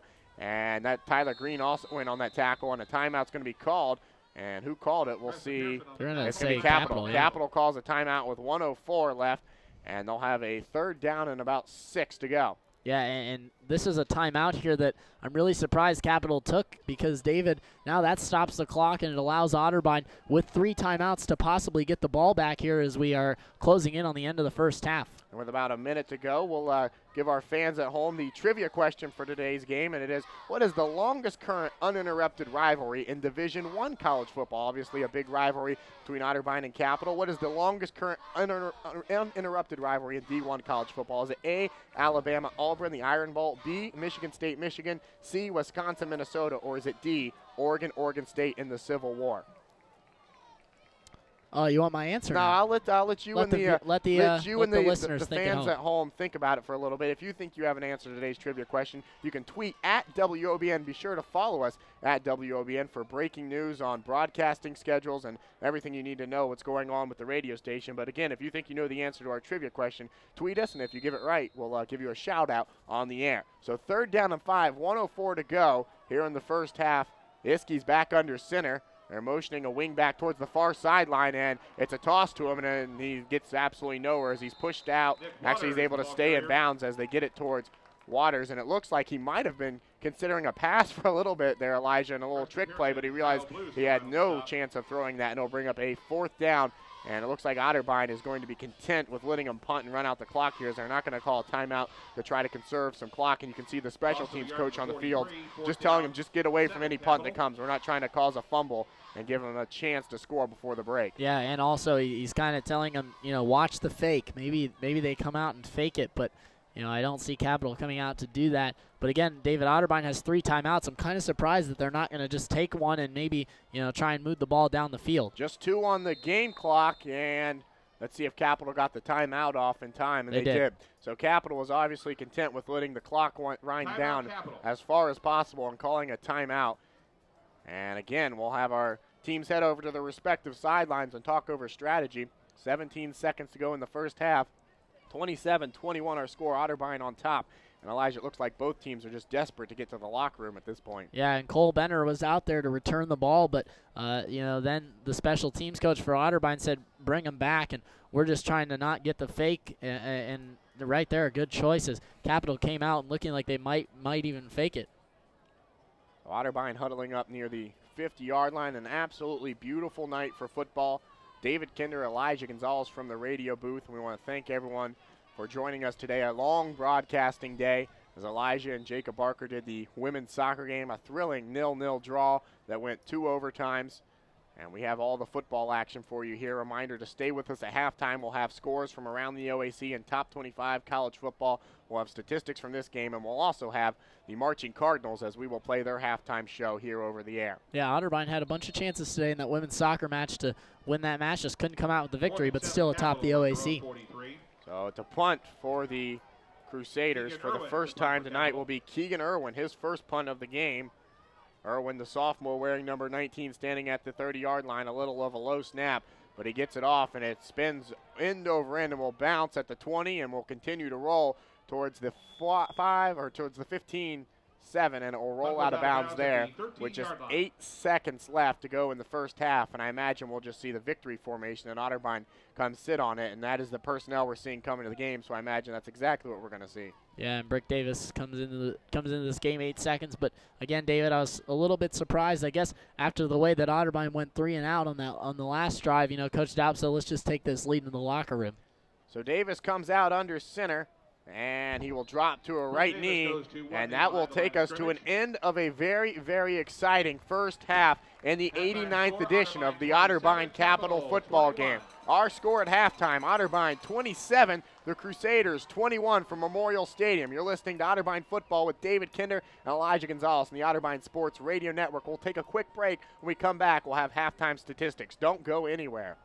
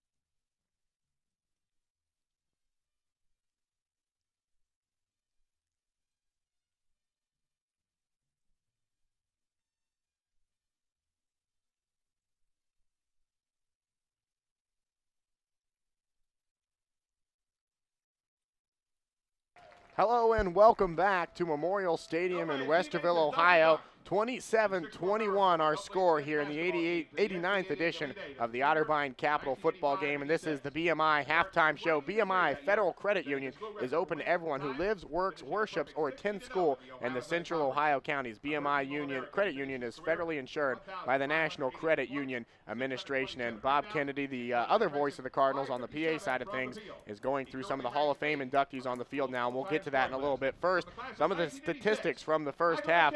Otterbein 13 first downs, 14 for Capital. The Crusaders rushed for 204, Otterbein 122. Otterbein with Capital with 243 yards of total offense, Otterbein 291. 6 penalties for 50 yards for Otterbein, 0 for the Crusaders. Otterbein turned it over twice, Capital 0. And first for the visitors for individual statistics, Iskey is 4 of 8 for 39 yards. Leading the way in rushing is Nolan Gill, who has 7 carries, 105 yards. And their leading receiver is also Gill, who has just 1 reception for 13 yards. Otterbein, it's Brick Davis leading the way in the passing. He is 9 of 18 for 169 yards and 1 touchdown.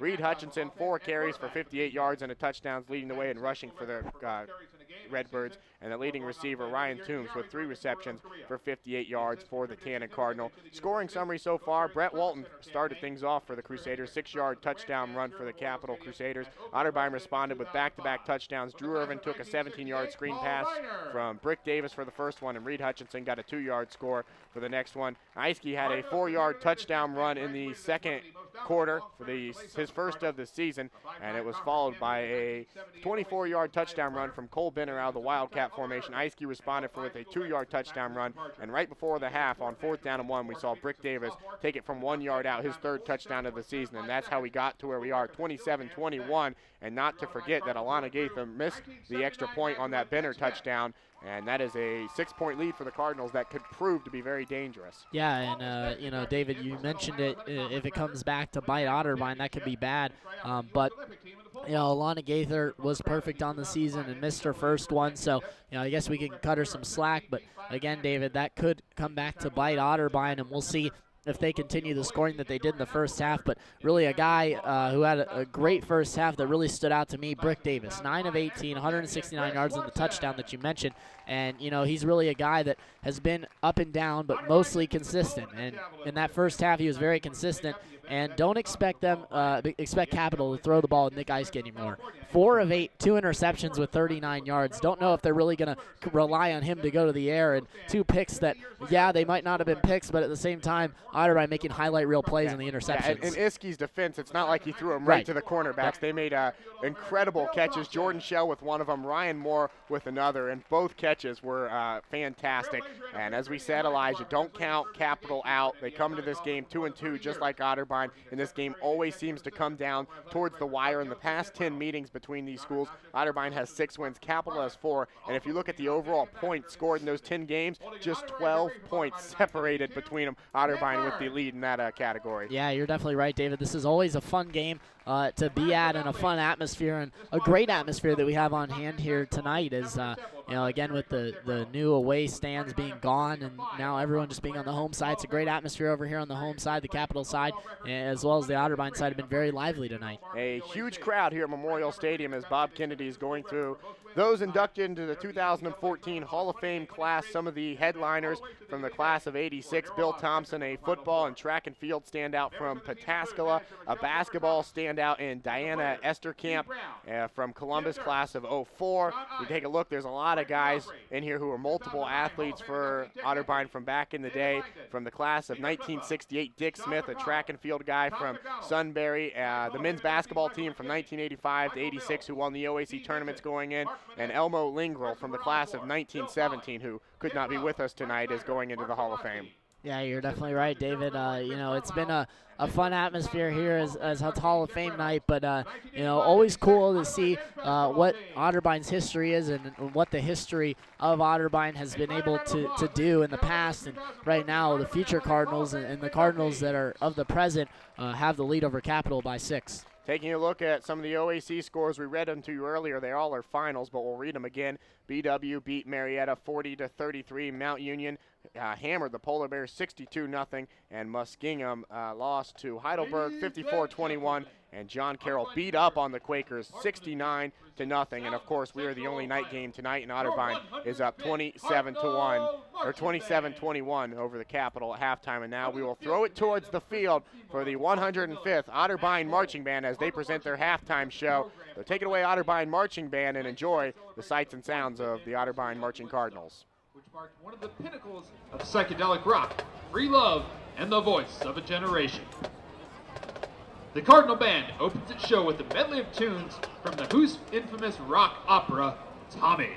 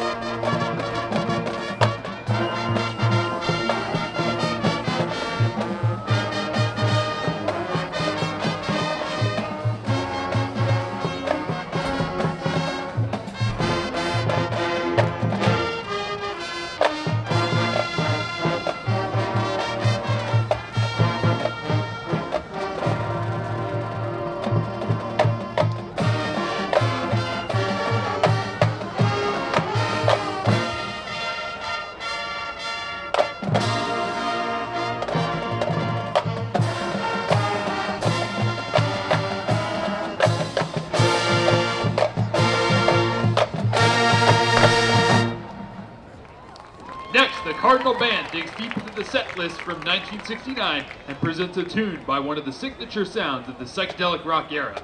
With complex arrangements and a lead vocalist with an unmistakable tone, this is Jefferson Airplane's Somebody to Love.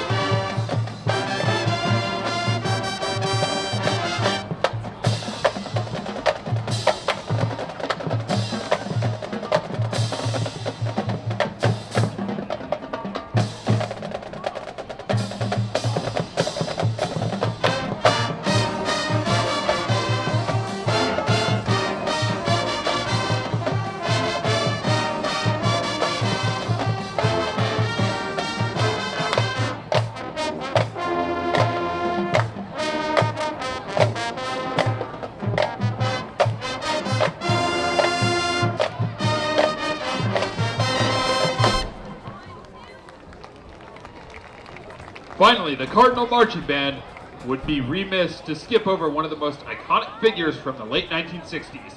Jimi Hendrix displayed unprecedented showmanship and incredible guitar playing This Is Fire.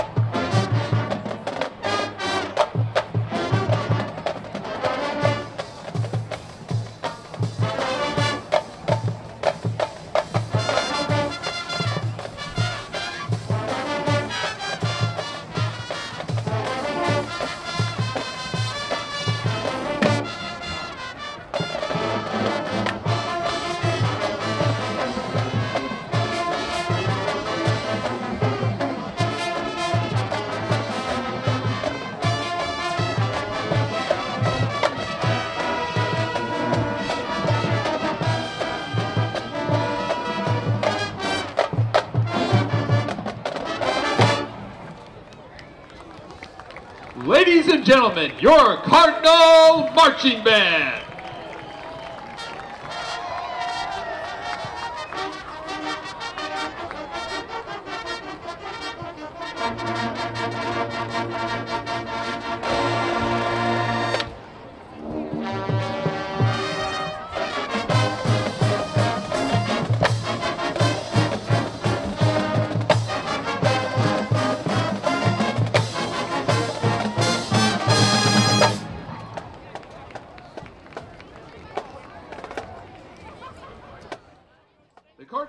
105th Otterbein University Cardinal Marching Band, as always, putting on a very fine show for the Memorial Stadium crowd. And look at that, Elijah. Most of them have stuck around after the halftime show and the Hall of Fame inductions, as we got a very good football game on our hands that they want to see. 27-21 our halftime score. The Tan and Cardinal on top of the purple and white. We're going to take a quick break. When we come back, we'll have the answer to our trivia question and all of the second half action. You're listening to Otterbein Football here on the Otterbein Sports Radio Network. Don't go anywhere.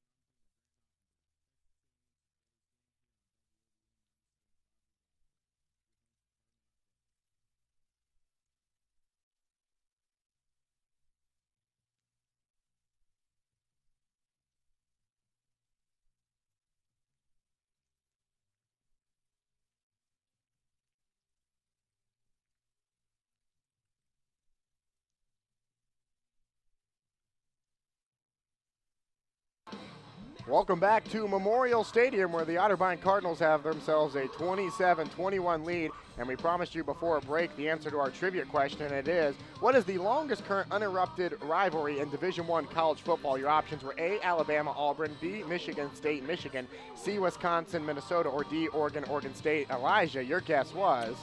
I'm going to go with D. The Civil War out west, Oregon and Oregon State. We did have two other answers into the show, and both of them were correct. One from my mom and dad, which I'm counting as one, and a Mr. Tim Ryder. So, Mr. Ryder, we're not sure who you are, but we thank you for tuning into today's broadcast. And you were correct in your answer C, Wisconsin and Minnesota, who have met every year 1 and 5. Since 1907. They've met 123 overall times for the Paul Bunyan's Axe, and a lot of rivalries were interrupted because of World War I, World War II, and the conference realignments that happened about 2 years ago. This rivalry being one of them. Otterbein and Capital have met every year since 1927, except for 1943 when Capital didn't have enough players to field a team because World War II. But this is the 89th overall meeting, and they first met way back in 1894. So congrats to my parents and Mr. Tim Ryder. Thanks for tuning in today's game and getting today's trivia question right. And now we are set for second half action between the Otterbein Cardinals and the Capital Crusaders. As set to kick off is Joe Riley. He's done the kickoff duties all day. The left-footed punter for Capital, who's also done the kickoffs as well as the place kicking for the Crusaders today.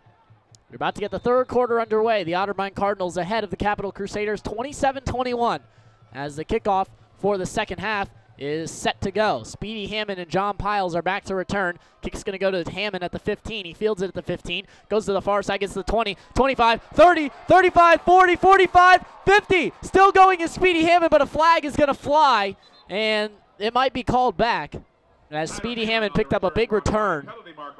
However, it looks like it's in the area of holding.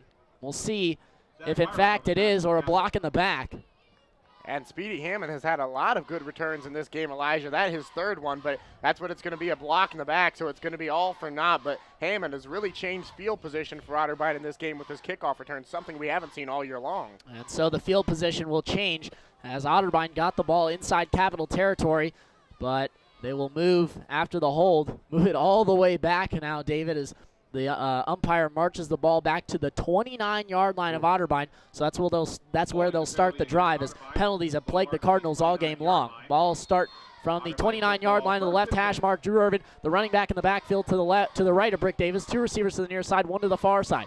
Davis takes the snap. He's going to hand it off to Drew Irvin up the middle. Irvin gets to the 30 to about the 32-yard line. They're officially going to mark it at the 33. So Drew Irvin picks up a nice gain for the Cardinals on first down, and that'll be second down and manageable. Yeah, Irvin didn't have the best of first half, just 38 yards on 9 carries after he had 3 touchdowns in the first half last week against Heidelberg. He's really struggled to get moving. He did have the first touchdown of the game for Otterbein, but that came on a screen pass, so he's really had troubles moving the ball rushing. Two receivers again to the near side, one receiver to the far side. They motion Irvin out from the backfield. They throw to Irvin on a screen. Irvin trying to get to the 30, and he's knocked down in the backfield. Nowhere to go, as Capital was all over that play. And a couple of guys that were in on the tackle for the Crusaders. And anytime Otterbein runs that play, they're much more successful when they do it with Reed Hutchinson than they are with Drew Irvin for the most part, Elijah. That time didn't work out so well, and he isn't able to get anywhere past the line of scrimmage. So now it's 3rd and 7 here for the Otterbein Cardinals. Ball will be placed on the right hash mark of the 32-yard line of Otterbein.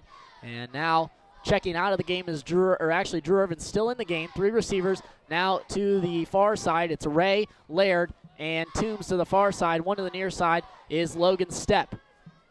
Brick Davis drops back. He looks to throw. He fires the step. It's caught at the 49, and a nice catch there by Logan Stepp.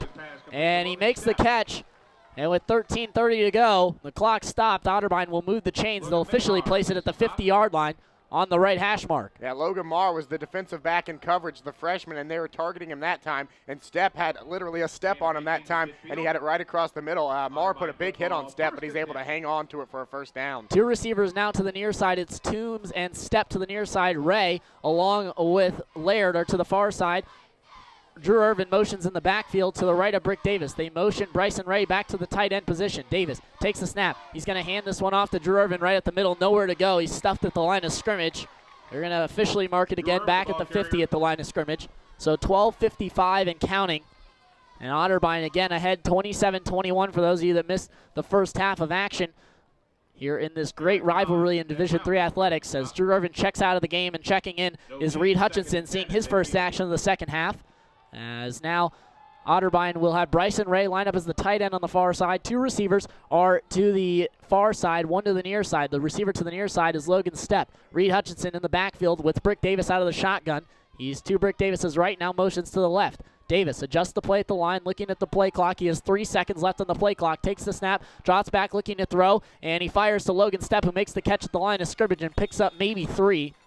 And he gets into Capital territory at the 47. Stepp proving to be a sure-handed receiver as you can come by, because Davis threw that one about as hard as you can from they were only about 10 yards apart, and he threw that one as hard as he can, and Stepp made it. It's a cold night, and that has to sting to make that catch, but Stepp makes it, and he picks up about 3 yards for Otterbein. So now it'll be 3rd and 7 from the Capital 47. Ball on the right hash mark. Brick Davis out of the shotgun. 3 receivers to the far side, one to the near side. Stepp again to the near side. They motion Hutchinson to the right of Brick Davis. Out of the shotgun is Davis. He takes the snap, he drops back, he looks to throw, he fires again to Logan Stepp, who can't make the catch at the 35. Would have had a first down for the Cardinals. Stepp was diving towards the near sideline, and it'll be 4th down and 7. And here comes the punt team for the Cardinals and Jordan Keaton. And Vince Austin put a big-time hit on Brick Davis that time. Davis stayed in the pocket and delivered a nice ball that was only going to be catchable by his receiver, but a big-time hit from Austin that time, but Davis remaining strong in the pocket.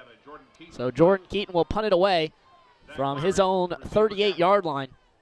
Capital faking like they're going to bring some pressure here. 11:36, the clock stopped. High snap for Jordan Keaton, and he barely gets it off. And it's a nice spiraling kick to the 15-yard line that's caught at the 15-yard line by the return man, who I believe that was Zach Werrick, who made the catch at the 15. So that's where Capital will begin their first drive of the second half, as leading his team out onto the field will be the quarterback for the Crusaders, Nick Eiske, as he leads his team onto the field. And they're going to line up in that triple option formation. The two wing backs and the running back behind him is Walton.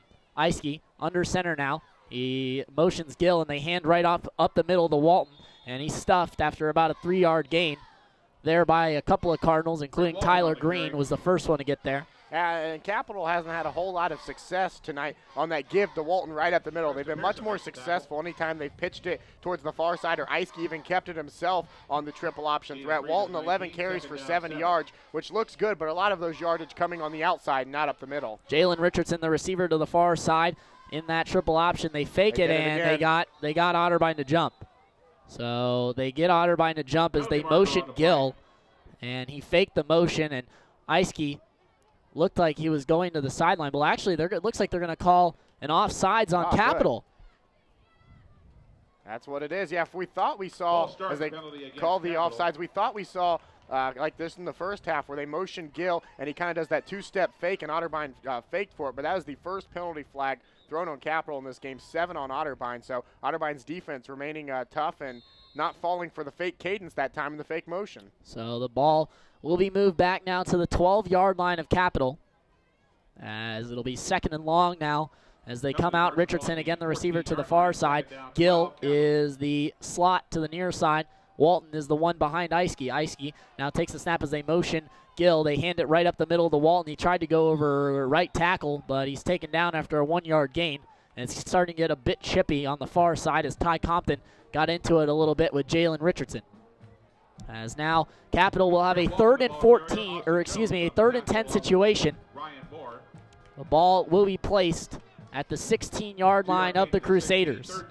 We've seen them go deep with Eiske, and now he's out of the shotgun.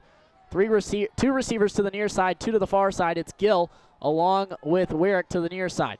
They motion a receiver over to the near side. Rolling out is Eiske. Eiske still rolling out, trying to pick up a nice gain, and he is tackled there, and he's way short of the first down. So only a couple of yards after he scrambled out of the pocket.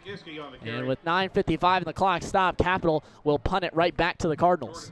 Yeah, not a good offensive possession that time for the Crusaders. They try to run a little boot play to the near sideline that gives Iske a couple of options to throw down the field or take off and run, and he ran that time, and he's going to be about 3 yards short of the first down, and he'll bring on the punt unit, and Otterbein's going to get the ball back and probably have some good field position. This game's starting to look a lot like the Heidelberg game last week. Both teams stopped on their first drive here in the third quarter. 9:34 clock moving as punting it away. Otterbein's going to get a timeout. Yeah, Otterbein took a timeout, and Coach Daup is livid on the sideline. Coach Daup usually played calm and collected, but he's giving an earful to someone who was supposed to be out on the special teams unit and was not. So they only had 10 guys out on the field, so Daup, instead of taking the penalty, gets a timeout. So it didn't look like Joe Riley who came out to punt for the Crusaders, so we'll see if he does in fact come out to punt it away for Capital. It was Chris Michael, the sophomore, number 87, that Daup was given an earful to, so we'll see if he goes back out in the field or if they decide to go with a different punt return unit out there. And Michael is going to go back out onto the field, so a little mental mistake there. Yeah, Jordan Keaton is also going to be on this punt return, and he's going to be right in front of Cole Benner, kind of like his personal protector in front of him to block with Benner as the deep guy. So punting it away now is going to be number 82, Ben Heilman. As it is going to be punted away now for Capital, as the snap is good. And this one, Otterbein almost got to it. Zach Hamilton ran into the punter. No flag is called, and the ball is just going to bounce and roll to the 40-yard line. So taken there by a bunch of Capital Crusaders, and that is where Otterbein will start the drive. And Zach Hamilton should consider himself very, very lucky because he bumped into that punter, and I've seen defenders flagged for much less than what Zach Hamilton did as Hamilton ran into him and he kind of fell down. Maybe a little bit of acting on the punter's part, but there was an official right there, and he said no. It was no penalty flag, no running into the kicker, and Otterbein got very lucky. So now Otterbein will come out and start the drive with 2 running backs in the formation. It'll be Brick Davis out of the shotgun with Drew Irvin is the up back, and then Reed Hutchinson in the shotgun next to Brick Davis. Davis rolls out. They're going to run the option. Davis pitches it to Reed Hutchinson. Gets to the 40, 45, 50, 40, still going. 35, 30, 25, 20, 10, 5, touchdown Cardinals. Reed Hutchinson runs it in for Otterbein off the option, and with 9:07 to go, Otterbein has a 2-touchdown lead. How about Travis Laird down the field, his lead blocker the whole way? There was one man between Hutchinson and the end zone, and Laird made sure that he wasn't going to get anywhere near the ball carrier. The second rushing touchdown of the game for Reed Hutchinson, and it gives Otterbein the 2-score lead. What a run on the option, something Otterbein has had very little success with this week and last week, and they do it to perfection that time. Officially 61 yards for Reed Hutchinson as Alana Gaither tries to add the extra point. The kick is up, and it is good from Gaither. 61 yards is the touchdown for Reed Hutchinson, and that gives him 5 carries, 115 yards on the day for Mr. Hutchinson, and 2 touchdowns as well. Yeah, that was just a perfectly ran option that time. Brick Davis kept it towards the near side, and he realized he wasn't going to get anywhere, so he gets it out to Hutchinson. Perfect blocking from the receivers, and all the way down the field. Travis Laird cannot be said enough of the interference he got on the defensive back for the Crusaders deep down the field. And after that, Hutchinson just cut it back towards the middle of the field, and there was no one within 10 yards of him. His second rushing score of the game. First play of the drive for Otterbein, so in only one play, 61 yards, 12 seconds off the clock. Second rushing touchdown of the game for Reed Hutchinson. And now we see a new kicker, David, as Quentin Miller is going to come out and kick. That's what we said in the first half we thought we'd see after Anthony Ween kicked 2 of them out of bounds. So Quentin Miller will kick it away for the Cardinals, as Otterbein a little more ecstatic on their side than the Capital side, as Capital will now drop back into formation. Wyrick is back to return it, as Corey Heater also back there. And now Quentin Miller will kick this one off from the 35. It's a good kick to Wyrick, who catches it at the 10, and now he's going to move it upfield at the 15. Block in the back, but no call, and knocked out of bounds at about the 33-yard line. Looked like the referee might have missed a call. It was Dylan Weirs, who looked like he got blocked in the back. But no call was made, and Capital will start the drive at officially the 34-yard line of their own end, on their own end.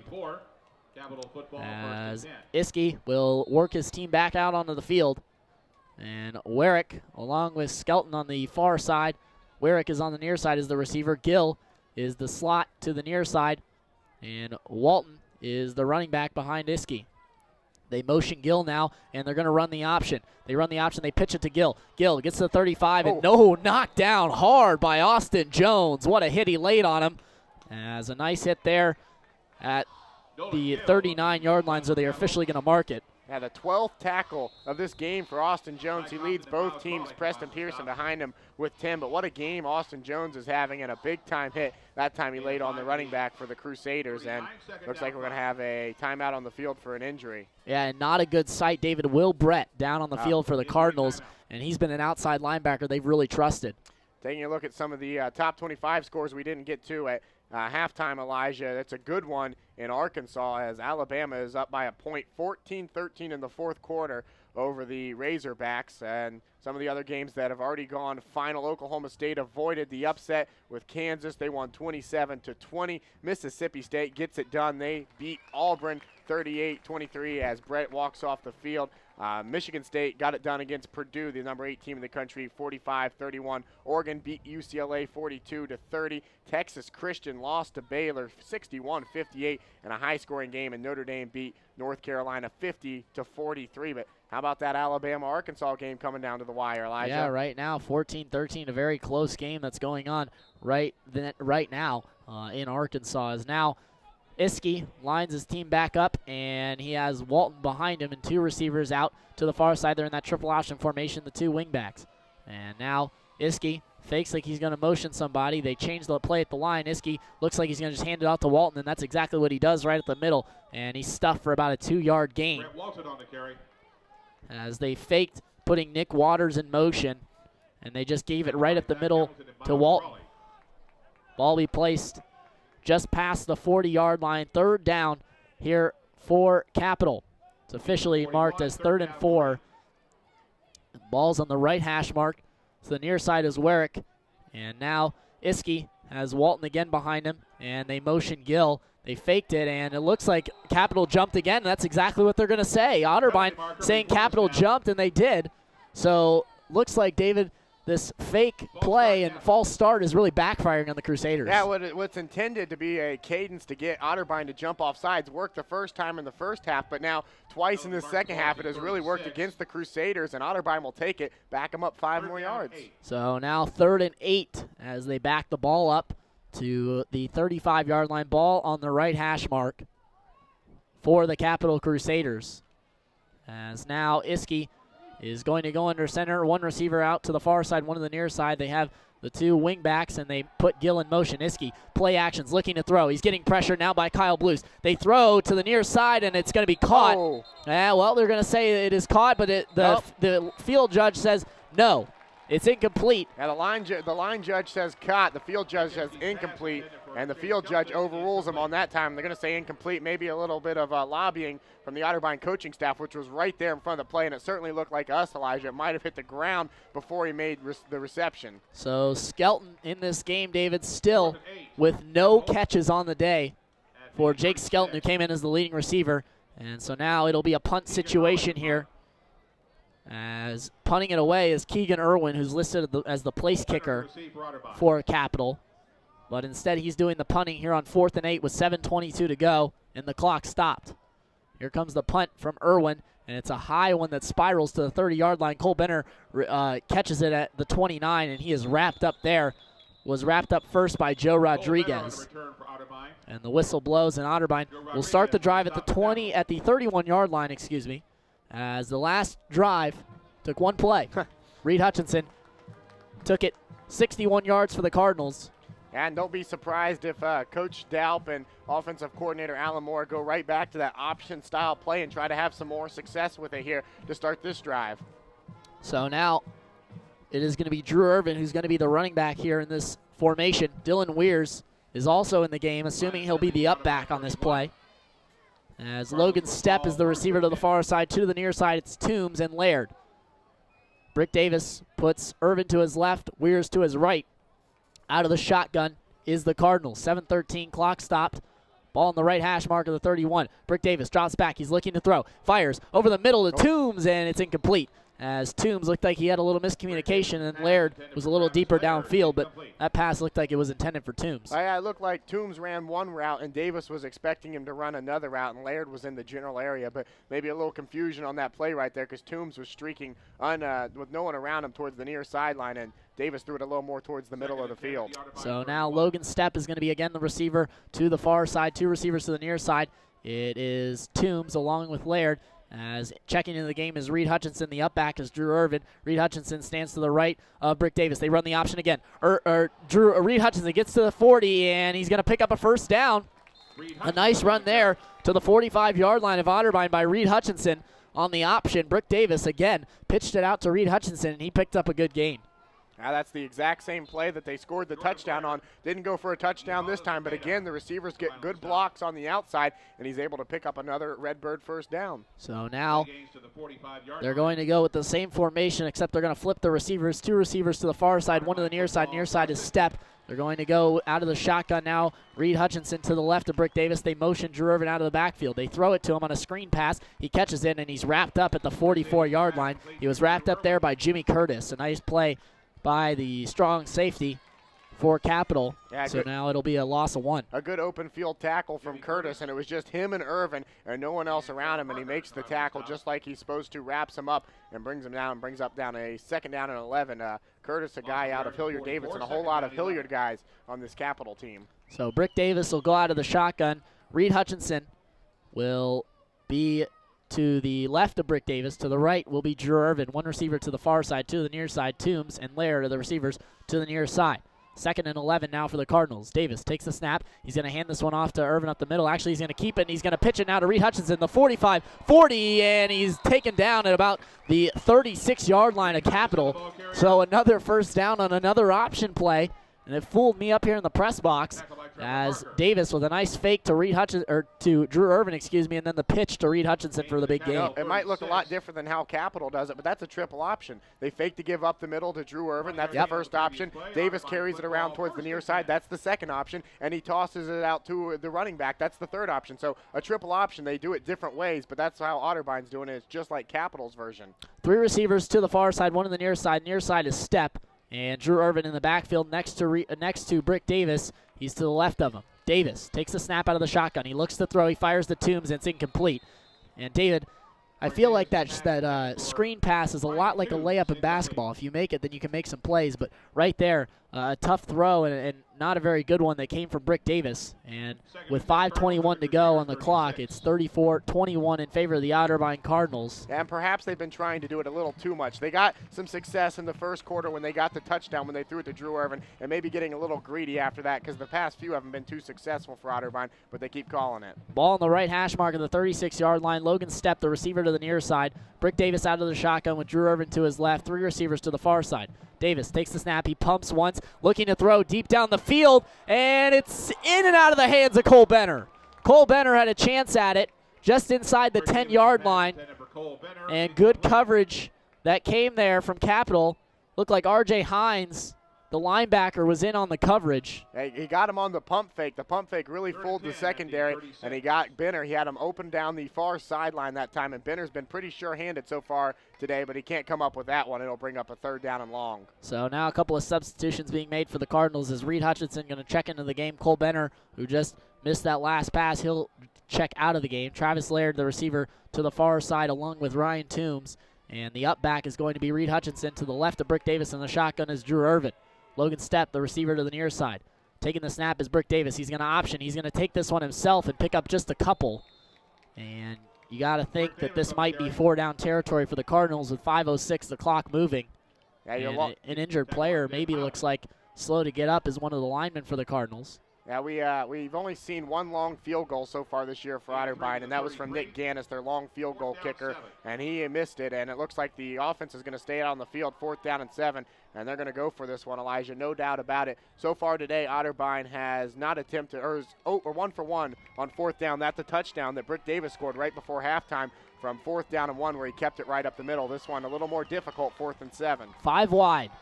2 receivers to the far side, 3 to the near side. Brick Davis alone in the shotgun. He drops back. He looks to throw. He fires to Ryan Toombs behind him, and it's incomplete. It'll be a 4th down and a turnover on downs for Otterbein.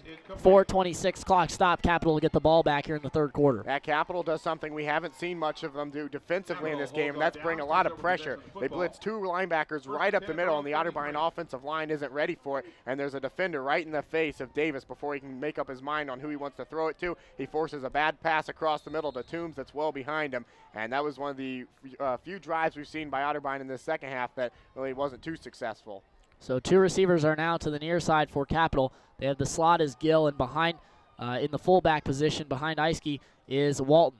They take the snap, and Eiske just drops back, looks to throw. He throws a screen pass to Skelton. Skelton catches it, and he's working upfield, and there's a hold on the play as Ty Compton, who came in to make the tackle, was being held by Wyrick, it looks like. And that's exactly in the vicinity of where the flag is going to be thrown.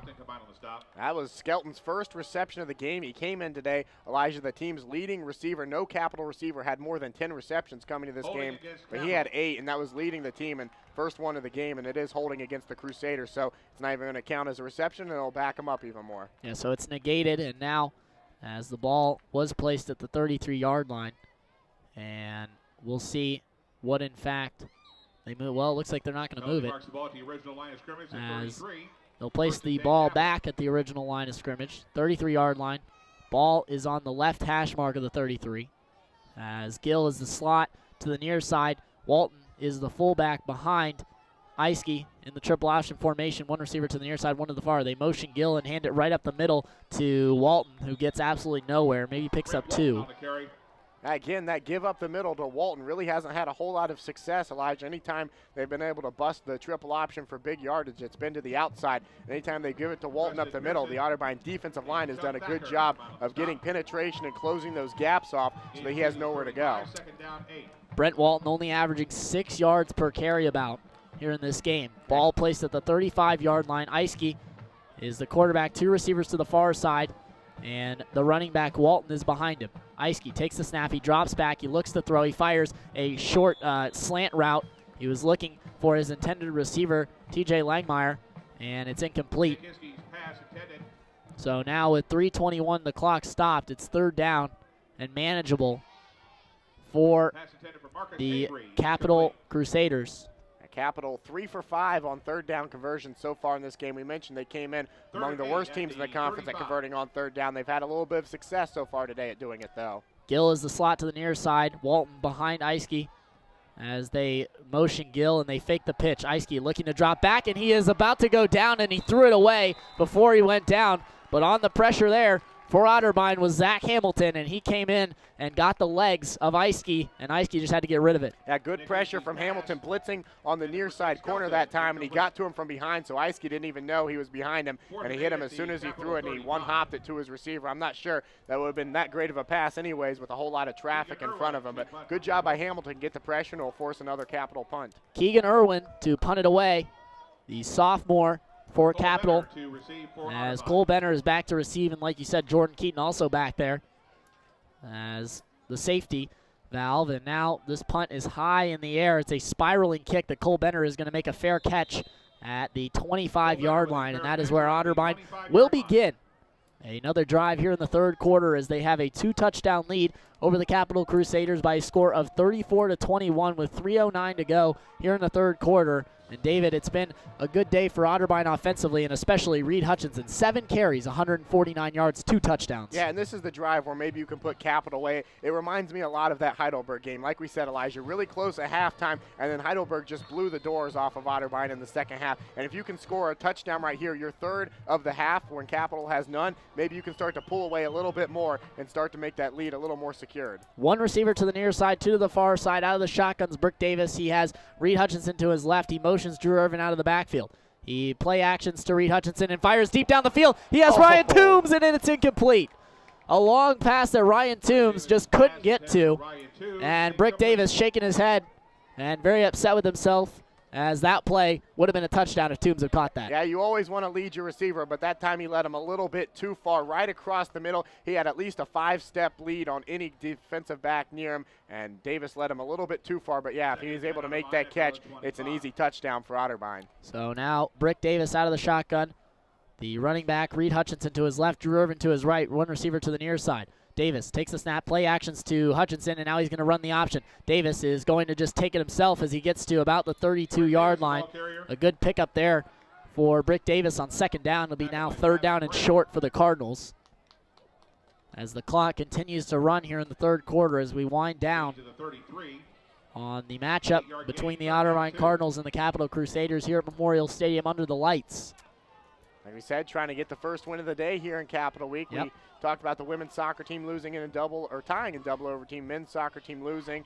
Volleyball also lost today, so not a good day. Football trying to make it up for it right here, though. 2 receivers to the near side in a bunch formation. 1 receiver to the far side. The up back is Irvin, and to the right is Reed Hutchinson of Brick Davis. Davis play action to Hutchinson, and he just takes him himself. There's a little read option there by Brick Davis, and he picks up the 1st down at the Otterbein 39-yard line. Now back-to-back option plays for Otterbein that time. A good call from Brick Davis to keep it that time, and he's able to cut it towards the near side and around his right tackle, and he's able to pick up the 1st down. And we've seen Brick Davis get a little more mobile as the year has gone on. We already saw him score 1 touchdown in this game, rushing his 3rd of the game, and he proves that he's just as equally effective with his arm as he is with his leg. So Brick Davis now has Reed Hutchinson as the up back. Drew Irvin is to his left. 2 receivers are to the far side, 1 to the near side. It's Step.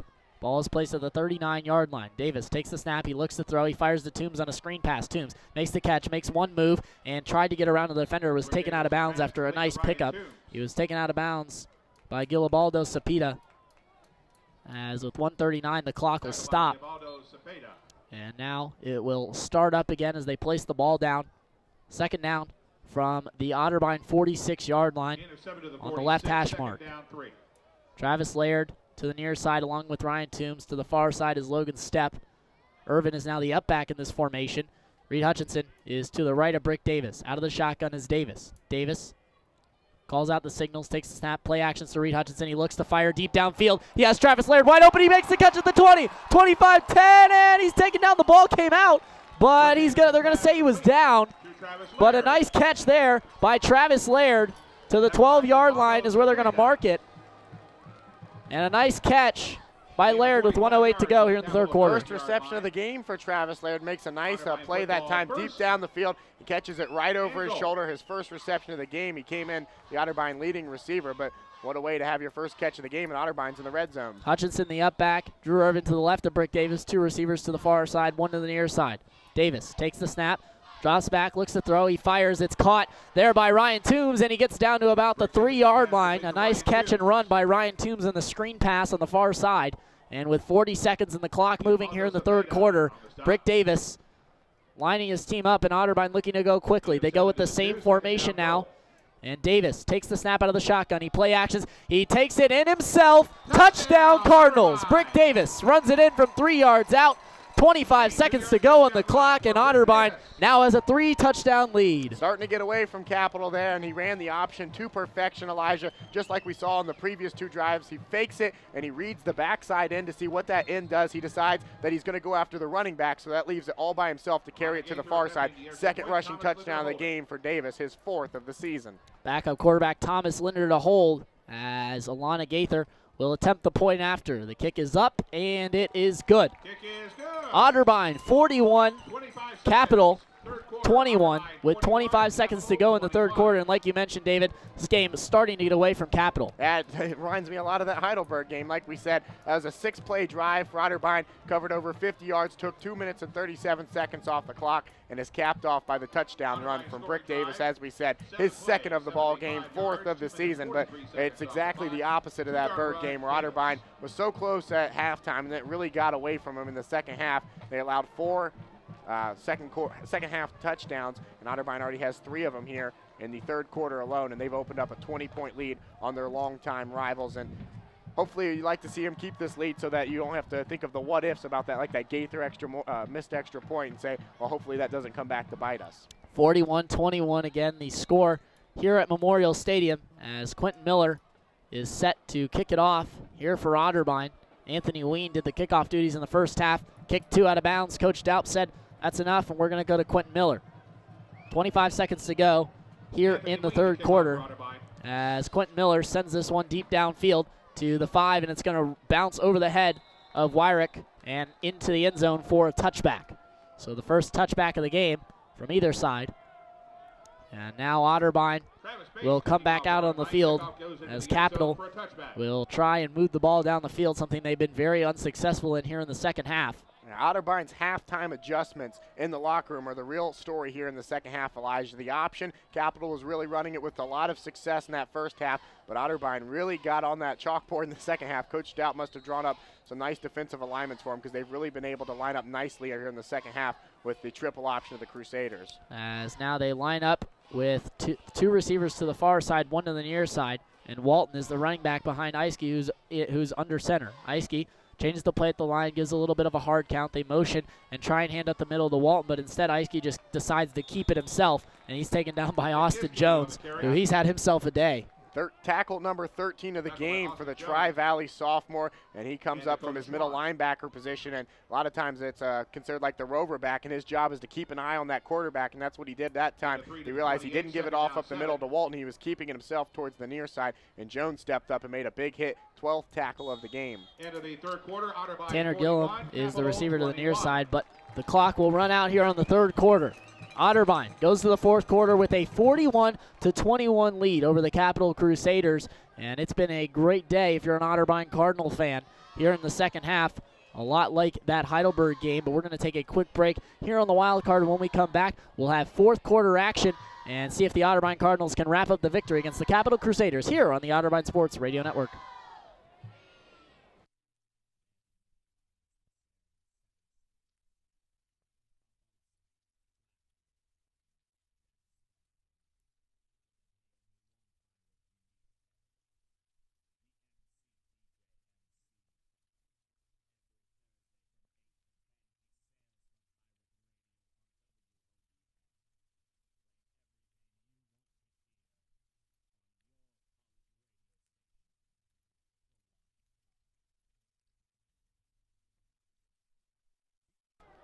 And we're back here at Memorial Stadium. Elijah Gonzalez and David Kinder here in the booth as the Capital Crusaders come in down by 20 points to the Otterbein Cardinals as Nick Iskey brings his team back out onto the field here in the fourth quarter as the referees talking here for a second as they get a couple of changes to come.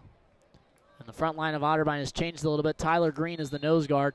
And then Vincent, along with Lieber, are the two defensive ends. Iskey has one in the slot, and now he drops back. He looks to throw. He's still looking downfield, and now he's just going to take off himself. And Austin Jones upends him at the 34-yard line. And a nice tackle there that came from number 3, and he's had himself a wonderful day in the 14th tackle for Austin Jones. Yeah, and he definitely went low that time as he just takes out the legs of the Capital quarterback that time. Goes low, wipes out the legs, and he comes up with a big-time tackle, brings up 3rd down and short. 14 minutes and 30 seconds and counting. Iskey under center. He has one to the near side, and now he's just going to hand this one off up the middle to Walton. And they're going to say he got it. That's a favorable spot. Looked like he barely got back to the line of scrimmage, but the forward progress marks him at the 35, and the chains will move. And now working quickly, here is Capital. Iskey about to go under center now, and he has Wally to the near side, Wally Brewer to the near side. And one receiver to the far side, one to the near side, and Brewer is the one in the slot. They're going to motion now, and they're going to play action and pitch it out to Brewer. Brewer trying to get to the outside. He's taken down at about the 42-yard line, so he's taken down there. And now, as Capital will again work quickly to try and move down the field, Brewer will come out of the game, and in is going to come Breaky. Breaky now into the game, along with number 25, Nick Waters on the far side. Those are the two slots. The fullback behind Iskey under center is Walton. Iskey sends Waters in motion. Now he pitches it out, and Waters trying to get to the outside, gets to the 50. 45 of Otterbein, and pushed out of bounds there is actually Corey Heater on the carry. As 13 minutes, 29 seconds, clock will stop as they'll move the chains, and another 1st down for Capital, and they're starting to move quick. As now in the game is Nolan Gill. He comes in for Breaky. Heater is the slot to the near side. Gill to the far side. Walton behind Iskey. And Wyrick is the receiver to the near side. Skelton to the far side. They motion Heater, and they play action. They look to throw deep downfield. Iskey going deep with it to Skelton, and it's incomplete. A bit too far for Skelton. And Jordan Keaton was the one on the coverage. But a throw, and we've seen Iskey struggle so far in this game. Now, when you don't practice throwing the ball a lot like I'm sure Capital does, I imagine they spend most of their time in practice running that triple option, and then you're in a situation like this where you have to pass. You're not used to it. You haven't practiced a lot, and your routes just aren't as crisp with your receivers as they normally are with a traditional offense. Marcus Avery Jr. to the near side, and they motion Gill out of the slot position, and now Iskey trying to take it to the far side, and he's taken down right away, as in the backfield was, guess who, Zach Hamilton in the backfield, the senior. And with 13 minutes to go, Otterbein looking like they could make a huge stop here. Yeah, I'm not sure that wasn't a broken play, Elijah, either, as Iskey turned to his right and realized no one was there, and he tries to cut it to his left, and the only person that's there is Zach Hamilton to wrap him up. So now they'll have one receiver to the far side and one to the near side. And now it'll be Wally Brewer along with Nick Waters. Iskey drops back. He looks to throw. He fires, and it's incomplete. Lucky that one didn't get picked off. Keaton getting in the face of Skelton, and they're starting to get a little jabbing at each other. And don't be surprised if we don't see a punt team come out here on 4th and 10, Elijah. Down by 3 touchdowns here in the 4th quarter in Otterbein territory, and that's exactly what's going to happen. They're going to go for it here on 4th down. And hate to say it this early in the ball game, but this could be the ball game right here on this play if Capital can't get a 1st down. Could be the ball game if Capital can't get the 1st down, like you said, David. And now they'll line up with 4 wide receivers, 2 to the near side, 2 to the far side. It's Brewer and Wyrick to the near side. The running back, Walton, is to the right of Iskey. Iskey drops back. He looks to throw. Fires deep down the field. Wyrick was covered by Jordan Schelling, covered very tightly, and it's incomplete. Otterbein takes over on downs with 12:28 to go and a 20-point lead. Yeah, good job by the Otterbein defense to hold that time. Both the defensive backs and the safeties did a great job keeping the receivers in front of them, not letting them get behind him. And Iski's pass a little bit short of his receiver on the near side. Otterbein takes over, and the clock is definitely in Otterbein's favor. Don't be surprised if they move more towards a ground game here and try to milk that clock out. So Coach Daup signaling some play calls to the Otterbein Cardinals. Brick Davis comes back out onto the field. Drew Irvin is going to be the running back in the formation. John Piles is seeing his first action at the running back position here tonight, as Piles, the return man, but also Reliable. Mr. Reliable, as Coach Daup calls him. One receiver to the near side, two to the far side. Drew Irvin is to the right of Brick Davis. John Piles to the left. They're going to play action to John Piles. He looks to fire deep downfield. Brick Davis has an open man, Cole Benner, but it's a bit too far for him. He was covered there. Curtis was the one that came over to make the coverage. But a deep throw by Brick Davis, and David Otterbein still throwing the ball deep. Yeah, they're not content to try to run things out. When we talked with Coach Daup in the coaches show last week, he said that was one of the biggest problems in the Heidelberg game, is that they went into a little bit of cruise control and they kind of lost it. So I should have known better than saying that they'd put it on the ground game here. Coach Daup knows that anytime you go in cruise control, you're always at risk of losing the game here. So he's still trying to air it out and still put points on the board. Same formation for the Cardinals. Laird and Benner are to the far side. Davis takes the snap. He's going to hand this one off up the middle to Irvin, and he's actually going to keep it and pitch it to John Piles. Probably should have gave it to Irvin, as Piles loses 2 yards, and don't really know what Brick Davis was thinking on that play, but nonetheless they lose 2. It'll be 3rd down and 12 officially for the Cardinals. Ball's going to be to the 41-yard line of Otterbein. John Piles checks out of the game, as coming in for him is Ryan Toombs. So Toombs now into the game, and the Otterbein Cardinals check their wristbands for the play call. 2 receivers are to the far side, two receivers to the far side, two to the near side. And Drew Irvin is the running back to the right of Brick Davis. Davis takes the snap, he drops back, he looks to throw, he fires deep downfield, he has Cole Benner at the 30, 25-20, he's taken down at the 18. What a catch by Cole Benner, and what a better throw by Brick Davis. 11:30 to go, and Otterbein now in the red zone. Yeah, Cole Benner has 2 receptions in this game, and both of them have gone for longer than 30 yards. The first one, 38, and that one, 41 yards. So Benner having a big game receiving, and that one, this 41 yards, first one, 38, and Otterbein again in business inside the red zone. Piles checks in now for Drew Irvin. He's to the left of Brick Davis. 2 receivers to the far side, to the near side. Near side are Laird and Toombs, and now Piles switches over to the right side of Brick Davis. Davis now going to take the snap out of the shotgun. They hand this one off to John Piles. Piles goes right up the middle, and he's taken down by a couple of Capital players after a 2-yard gain. They're officially going to give him 1. So to the 17-yard line of Capital is what Piles picks up. And Piles will stay in the game. Looks like they'll stay with the same formation here, as Cole Benner, Logan Stepp, Ryan Toombs, and Travis Laird are the receivers in the game, and John Piles, the running back. Otterbein all looking at their wristbands now as the clock just ticks. 10:35 and counting. 41-21 the Otterbein Cardinals over the Capital Crusaders right now here under the lights at Memorial Stadium. To the right of Brick Davis is John Piles. Davis takes a snap, he drops back, he looks to throw, fires to Logan Stepp at the 10, and Stepp bobbles it and dropped it. Logan Stepp dropped the ball at the 10, as if he had caught it, he probably would have just been dropped there. That's what happens when you try to turn and make a move upfield before you have the ball. As he should have caught that one, as Davis hit him right in between the 8 and 6 on his jersey, but he tried to turn upfield for that end zone too quickly, and he bobbled it and dropped it. Jonte Wright was the one that was in coverage there on Logan Stepp, but was at least 5 yards off him, and then after Stepp bobbled it, he knocked out of his hand. Now Ryan Toombs will check out of the game, and checking in is Drew Irvin. Brick Davis trying to get the play call quickly, as 10 seconds are now on the play clock, and Coach Daup going to have to call a timeout. Miscommunication among the coaching staff, and Otterbein takes a timeout, and that's not what you want. 10:20 to go. The clock will stop. Yeah, you're trying to kill clock here and milk this game down, and Otterbein just can't get the right play call into the game for this 3rd and 8 here. And yeah, this is a big 3rd down and 8, Elijah. I mean, if you make it a 4-touchdown ball game, you can go ahead and put the nail in the Capital coffin and send them back to Bexley. And I like the analogy there, David. Yeah. That was a good analogy. As now the Capital Crusaders down 20 points to the Otterbein Cardinals, 41-21, and barring anything major, it doesn't look like the Alana Gaither missed extra point is going to come back to bite the Cardinals, as she missed her first extra point of the season.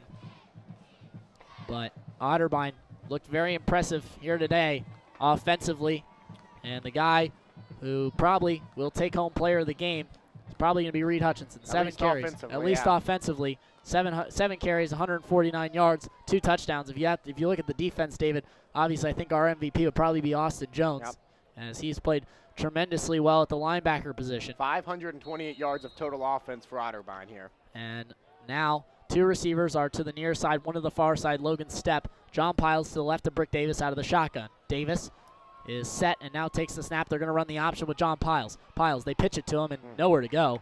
As Brick Davis didn't read that properly. And John Piles was taken down for a loss on the play. Now it's 4th down. We'll see what Otterbein decides to do, as it looks like they're going to send out the kicking unit. It'll be Quentin Miller to take the long field goal here. Nick Gannis was the one who we saw earlier in the season take the long field goal. Ball placed at the 20-yard line. It's going to be a 37-yarder here for Quentin Miller. His first ever career college field goal attempt, freshman from Marengo. So Miller drops back, and he is set as the snap is good, the hold is good, the kick is up, and he got it. Quentin Miller, 37 yards. And what a kick it was. He probably could have got that one in from 40, as he had some extra room on that. And Otterbein takes a 44-21 lead, and now as it's a 4-score game. Now what a kick by the freshman that time, with all the pressure on him, makes it a 4-possession ball game, and he split the uprights. A nice kick that time. We've seen Otterbein in the past 2 years really struggle with long field goal kicks, and Miller did a good job that time splitting the uprights. So now Quentin Miller will come out and kick the kickoff for Otterbein. 37 yards, 2 minutes, 38 seconds off the clock. As Otterbein getting set to kick this one off. Coach Zach Greaves, former player here at Otterbein last season, giving the special teams directions on what to do here on this kickoff.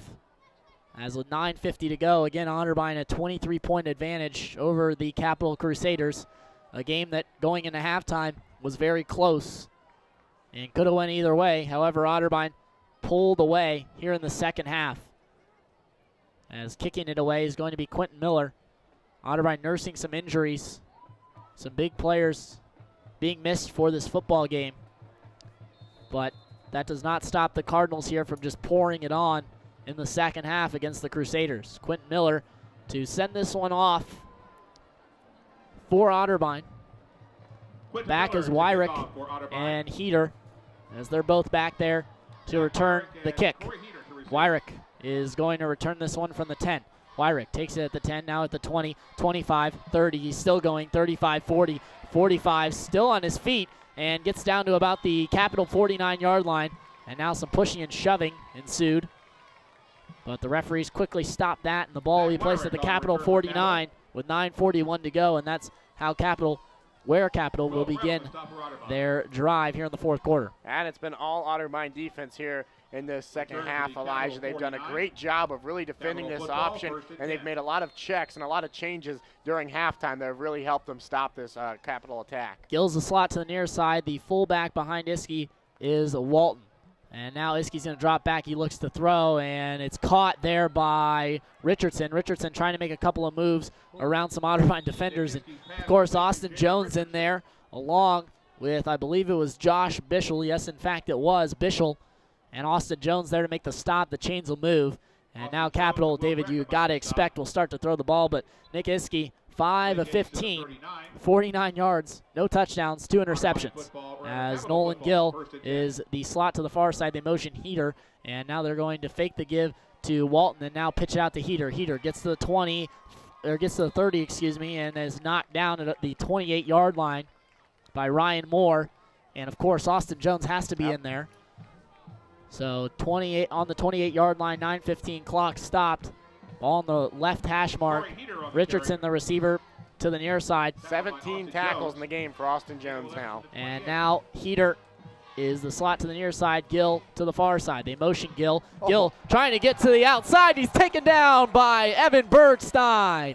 back at the Capital 40 or 36-yard line. They're actually going to mark him at the 33 with forward progress. But what a play in the backfield by Evan Bergstein. Yeah, his 5th tackle of the game, a guy that we weren't even sure was going to play in this game. He was out last week with the concussion injury, but does a great job busting through the line that time and tearing that option apart in the backfield. His 1st tackle for loss in the game and his 5th tackle.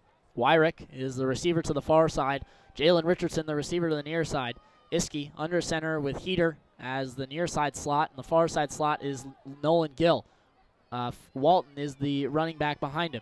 They pitch it out to Heater. Heater gets to the 25, and he's knocked down hard by guess who? Austin Jones. Tackle number 18. Tackle number 18 for Austin Jones. And he takes him down at the 23-yard line of Otterbein. He's just all over the field tonight, Elijah, no matter where they do it. If they're passing, if they're running the option, if they're running up the middle, there's Austin Jones, always around the ball. Iskey goes under center, one receiver to the far side, one to the near side. They motion now, and they play action. They look to throw. It's incomplete as it skipped to Wyrick, and Wyrick frustrated as the Capital sideline also frustrated. It's been a frustrating evening if you're a Capital Crusader here in the second half. 7:46 to go, and Otterbein a 23-point lead, 44-21, as on 4th down, it looks like they're going to bring out a couple of new players, and one of which, as Capital, will go under center. And they have Heater to the near side. He's the near side slot. Walton, the running back, behind Iskey. Iskey rolls out. He looks to throw. He's got nowhere to go with it, and he just throws it into the ground. Hit hard by Zach Hamilton. He was pleading for a roughing the passer call, but Hamilton hit him right as he threw it. 7:41, and Otterbein will take over on downs. So the Cardinals take over on downs. And now I imagine is when Coach Daup just starts milking that clock. They'll send Irvin and Hutchinson in there and just start handing it off to him and just trying to work that clock down. And it looks like Coach Daup is going to remain undefeated as a head coach against the Capital Crusaders, 3-0. The Crusaders have played a lot like the way Otterbein played against Heidelberg in the second half, as instead of Otterbein putting up 23 points unanswered, instead of Otterbein putting up 24 points unanswered in the second half, they put up 23. And it looks like they're going to go Wildcat. So Coach Daup going to go Wildcat. Cole Benner, the quarterback, and Bryson Ray is to his right. They're going to fake to Piles. They're actually going to hand it off to Piles in a sweep. Piles gets to the 25. He's knocked down at about the 26-yard line.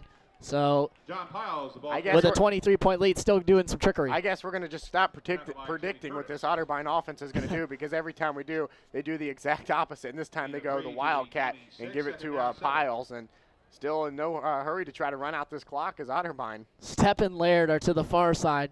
Cole Benner is the quarterback, and he has Bryson Ray to his right. John Piles is to the near side. Piles goes in motion, and they play action to Piles. And now Benner just going to take it himself. Gets to the 28-yard line, 3rd down, and manageable. And Coach Daup, is he going to bring Brick Davis out there? No, he's not. He's going to go with the same 5-wide formation that he had when Cole Benner ran in the touchdown off the QB draw. It'll be Austin Sanders as one of the wide receivers, along with Christian Brett and Travis Laird to the far side. To the near side, it's Logan Stepp and Ryan Toombs. Now, does Cole Benner throw it here? We might as well stop guessing, as David said. Benner out of the shotgun. He's alone by himself. He looks to throw. He does, in fact, throw. And he throws it into the ground to Ryan Toombs.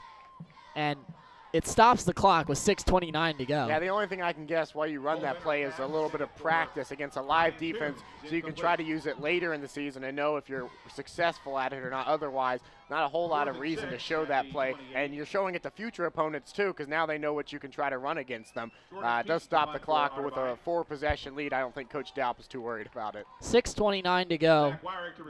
As punting it away is Jordan Keaton. Wyrick is back to return it. Heater is in front of him, if it is, in fact, a short punt. High snap again to Jordan Keaton, but this time he gets away. A high spiraling punt that is going to bounce at the 30. Almost hit Jordan Shell, but it bounces to the Capital 23-yard line. That is where they'll start the drive here with 6:18 to go. Elijah, if Otterbein gets this one, they'll advance to 3-1 in the conference, which will put them in a tie for third place with Heidelberg. And you got to imagine with Muskingum up next, a game you can listen to right here on 97.1, you got to imagine that's a very winnable game, and that could put you at 4-1 in the conference. And then you get into that discussion of maybe finishing in second place in the conference for the year. Not a bad way to round out the year. Following that, you have B-Dub, which has proven not to be the most powerful team this year either, as they almost lost to Marietta. So you have two very winnable games coming up for Otterbein. So the 23-yard line out of the shotgun is Iski. One receiver to the near side, two to the far side. Iski drops back. He's looking to throw. He steps up in the pocket, and he fires to his #1 target. And it's caught there. And Jake Skelton gets his first catch of the game here in the fourth quarter with 6:10 to go. As they move quickly now as the ball's placed at the 41-yard line. It's Iski. And he has 3 wide to the near side, 1 to the far side. Iski rolls out of the pocket. He's looking to throw. Austin Jones is there, and so is Chuck Thacker, and that's who makes the tackle. As Iski scrambled upfield to pick up a couple as there was nowhere to go with the ball. Capital still trying to hurry up and at least get some points on the board here in the second half. 5:45, clock moving. As they're going to go out of the shotgun. 3 receivers to the far side, 1 to the near side. Wyrick is to the near side. Rolling out again is Iski. He fires, and it's incomplete. That one was intended, in fact, for Nick Waters. Intended for Nick Waters, incomplete. So now Iski will get the signals from his coaching staff. As David, with 5 minutes to go, tough to say it, but this game looks all but over. It is, and Capital is just really playing for pride at this point. You want to put as many points up on the board as you can. And in a rivalry game like this, you never want to say die, and they're still out there. Giving them credit, they're still fighting out there, even though it's pretty much over. Kevin Green is warming up here on the near side for Otterbein, so maybe we'll see him come in the game with 5:33 to go if Otterbein does get the ball back. 2 receivers to the near side, 2 to the far side. Iski out of the shotgun. Iski takes the snap, drops back, looks to throw, and it's caught by Nick Waters, but he's going to come up about a yard short of the first down marker, so it will be a 4th down and 1, and of course Capital is going to go for this one as Iski to get the signs from the coaching staff and bring it back to the huddle as Jake Skelton will come back to the middle and give the signal to Iski. Iski with 3 receivers to the far side in Heater, Skelton, and Waters. 1 to the near side is Wyrick. Out of the shotgun, he drops back, he looks to throw, steps up in the pocket, hit by Kyle Bluestan. There's a flag. It's probably going to be in the area of pass interference or holding, defensive holding. Miles Crowley looked like he held Nick Waters as he was running down the field. And that's exactly what they're going to call on Otterbein. It's defensive holding. Holding the penalty against Otterbein. So a first down is going to be picked up there by Capital. And that's a bad penalty there from Otterbein because Kyle Blust got a nice hit on Iski, and that ball is not going to be completed. Yeah, and Jordan Shell had a chance at the interception, too. He was playing in good coverage, but it's all negated by the defensive holding call, and it'll be a first down for Capital. And, you know, it's not going to have any effect on the final score in this game, but they're things that Coach Daup's going to go back and look at when he's watching film and criticize. So 2 receivers to the near side, 2 to the far side. Iski out of the shotgun with Walton to his left. He drops back. He looks to throw. He fires deep down the field. Nobody was in the general vicinity. Jalen Richardson was the receiver that was intended, but the route was not as planned. And now, with that pass, David, Iski, 8 of 21, 2 interceptions, and only 83 yards passing. Rough day for Nick Iski. Brick Davis on the other side of the ball, 17 of 34, 288 yards, and a touchdown. Iski, no interceptions. And no interceptions. Iski has 2 receivers to the near side, to the far side of the shotgun. Walton again to his left. He looks to throw, and it's intercepted by Jordan Keaton. There goes Keaton at the 50, 45-40, 35-30, 25-20. He's still going, taken down at the 15. Jordan Keaton picks it off. The 3rd interception of the day for Nick Iski, and that all but seals the deal for Otterbein. Yeah, I thought Keaton was going to be able to get a touchdown on that one as he caught it, and there was no one around him. Iski, I thought, was the only guy that had a chance at making the tackle. He sort of gets blocked out, but he causes some interference, and Keaton, his first interception of his career in there at cornerback, usually just used as punter, and the central crossing grab with a big-time interception. Like you said, Elijah, all but ends the game, but what a great way to see this senior come up with a big-time play and get his hand on the ball and get to return it. I'm not sure who Iskey was looking for on that play. It went right to Keaton. Yeah, nobody's in general vicinity, and now the coaches are leaving the box, so you know it's official. Yeah, the coaches are leaving the box, the defensive coaches for Otterbein. So they're heading down the press box, down to the sideline. So you know when the coaches leave the box up here, it's official. The game is over. 4:32 to go. Kevin Green is now the quarterback. Thomas Linder in at wide receiver over on the far side. 3 receivers to the near side, and Trent Tobias and Christian Brett and Austin Sanders, however, coached out before they can run this play, will take a timeout. And now Coach Daup is trying to get a lot of the seniors into the game who don't get a lot of playing time, and he calls a timeout so he can make sure he does so without getting a delay of game call. We saw Sanders come to the game. We also saw Thomas Linder, the backup quarterback, who also plays baseball, who has not seen a whole lot of varsity action, but he's going to check in as a receiver, a guy who's played mainly quarterback. We're going to see a whole lot of the reserves come in, and that's nice to see here in a rivalry game. You get a lot of your seniors in for their final time, and this senior class, Elijah, is going to go out 3-1 against Capital. Not too bad. That is not too bad of a record. And then, of course, on the other side, the seniors for Capital 1-3 with not many seniors, however, on this Capital roster. So expect Capital to come back, and they're going to want some revenge, especially the fact that not a lot of seniors are on this roster, as it looked like Justin Kristoff went out there, and they had 12 men on the field, so Daup called the timeout. But now Kevin Green, 3 receivers to the near side, 1 to the far side, and Linder. John Piles is the back to the right of Kevin Green. He's going to hand this one off to Piles in a sweep. Piles gets to the 10, and he's taken down there by a couple of Capital defenders, one of them being Joe Rodriguez, who leads the team in tackles. As now Otterbein just letting this clock tick, 4:15 and counting, and we'll see if they can punch it in here and pretty much put the game away, even though it probably is already put away at this point. 3 receivers to the far side, and Sanders, along with Christian Brett and Trent Tobias. To the near side, it's Thomas Linder. Kevin Green out of the shotgun. Piles to his right. Green goes with the option. They're going to pitch it to Piles. Piles gets to the 9, and he's still on his feet at the 5, and he's in the end zone. John Piles looked like he was going to be taken down, but kept going and scored his first career touchdown. John Piles, the Franklin Heights grad, puts it in the end zone. 3:47 to go. Otterbein 50, Capital 21. Now, he thought he had one in the Marietta game a few weeks ago, but I got called back for holding. And that time he got it at the 9, and he said, you know, I'm going to score my first ever college touchdown. He breaks out of about 3 tackles. Looked like he was going to get tackled right around the 10. He spun out of it and took it the rest of the way. Congrats to John Piles, his first college touchdown. What a run. And what a scene to see on the sideline as Alada Gaither knocks through the extra point, 51-21. But what a scene on the sideline. Everyone giving John Piles hugs as he scores his first collegiate touchdown. And what a touchdown it was, David. He kept his feet moving. You thought he was going to be taken down, thought his forward progress might be stopped, spun out of a tackle and took it the rest of the way.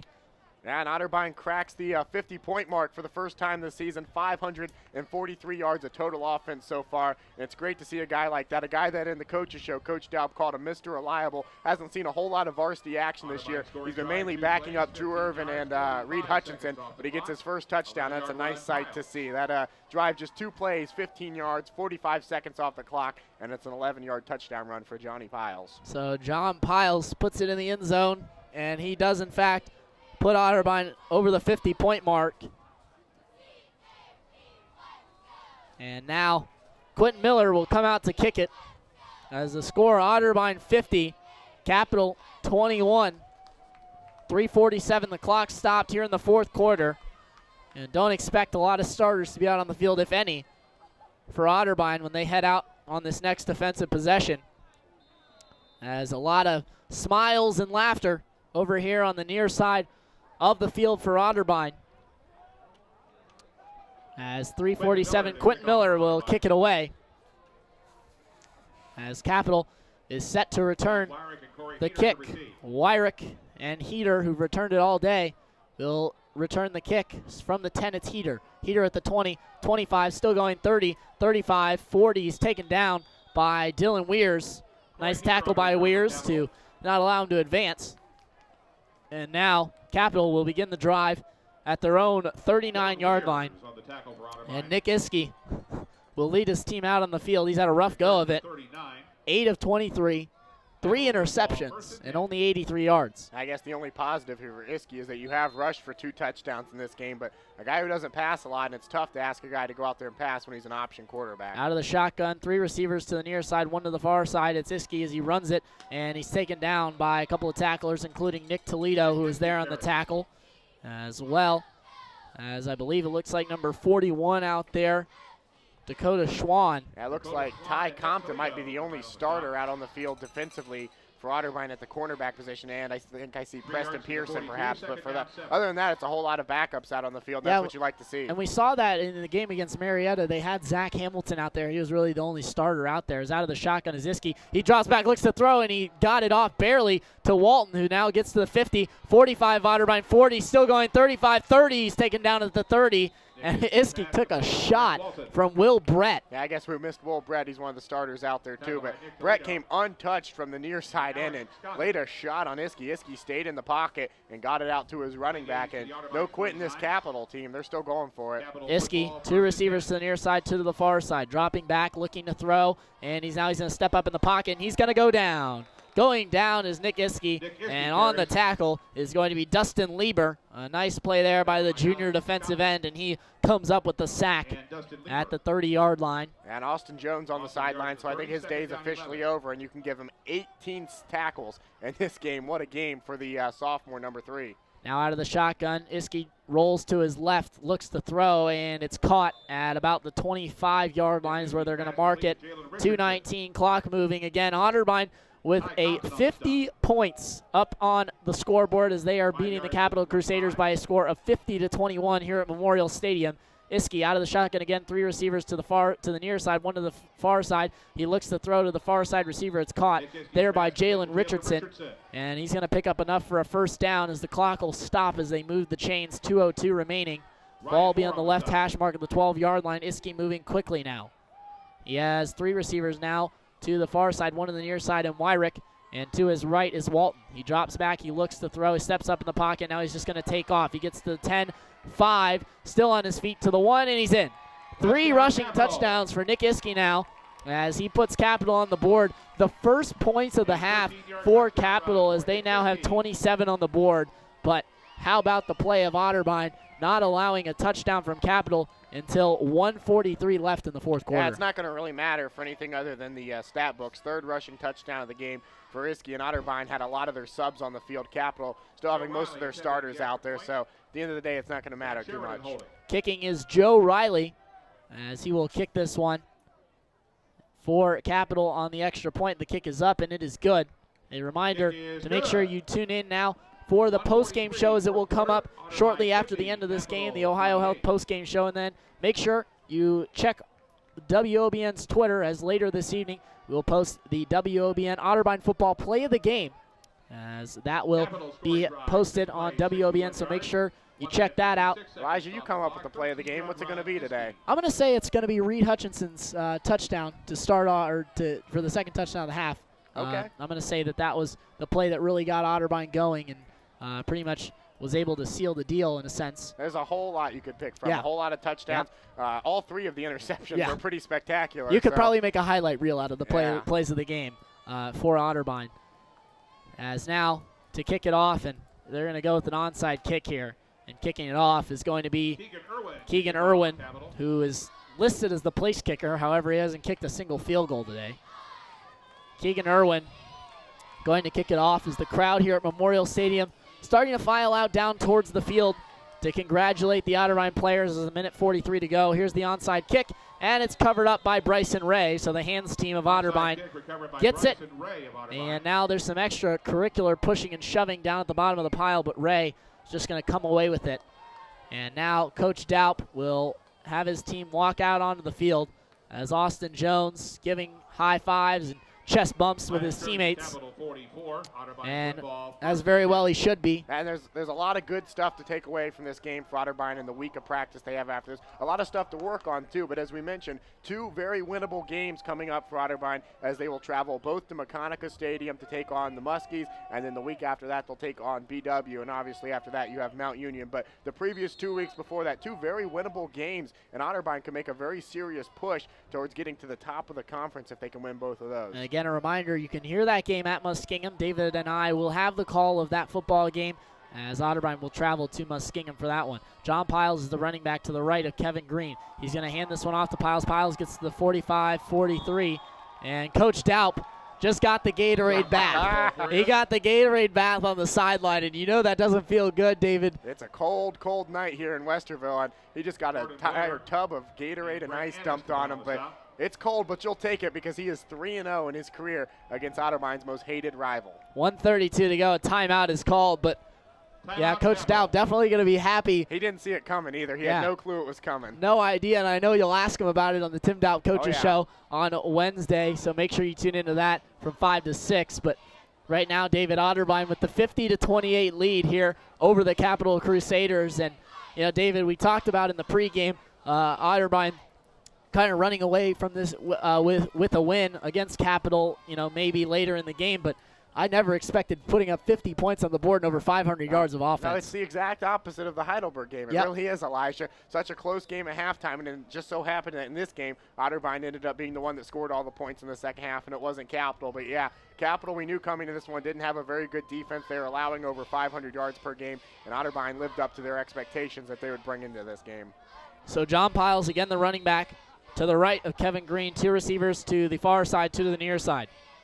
Linder and Sanders are to the near side. Kevin Green drops back. He's going to look to throw. He steps up in the pocket. He looks to throw. It looked like he might have been past the line of scrimmage, but instead it's dropped in and out of the hands. There's a flag thrown. Yeah, he was definitely past the line of scrimmage, Elijah. He stepped off and he took off and he realized that he could have thrown it deep downfield and he was past the line of scrimmage, so that'll be a penalty flag. So that'll be a penalty flag, illegal forward pass. But, David, for those Blue Jackets fans out there, the Blue Jackets beat the Rangers tonight 5-2. So the Blue Jackets 2-0 on the year. 2-0 on the year. Nice. And in the home opener, they do defeat the New York Rangers in a big way, 5-2. The Otterbein hockey team playing their first ever game in history as well up at the Chiller North against Xavier University. I'll have to stay tuned to see how they did. That game started the same time as our game, so we'll have to find out after the broadcast how they did in the first ever hockey game. And pretty sharp unis for that club hockey team. I like them. And now 3rd down and a long for Otterbein as they're going to just hand this one off to Piles and go up the middle, and he's taken down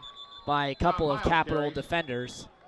And Piles doesn't care that he lost a couple of yards because with 1:14 and counting, as looks like a timeout was called. Yeah, and in fact was. Capital's going to burn through their timeouts here to try to get the ball back and try to do something in the final few seconds of the game. And there's something for fighting to the end, and there's something to clinging on when you know the game's over and just delaying the inevitable. Well, this is one of the biggest rivalries in Division III athletics, and Capital wanting to make it look less bad than it really was. Yeah. It was a great football game through the first half, and then in the second half, Otterbein ran away with it, running away and put up 23 unanswered, and then put up another touchdown from John Piles, his first of his collegiate career.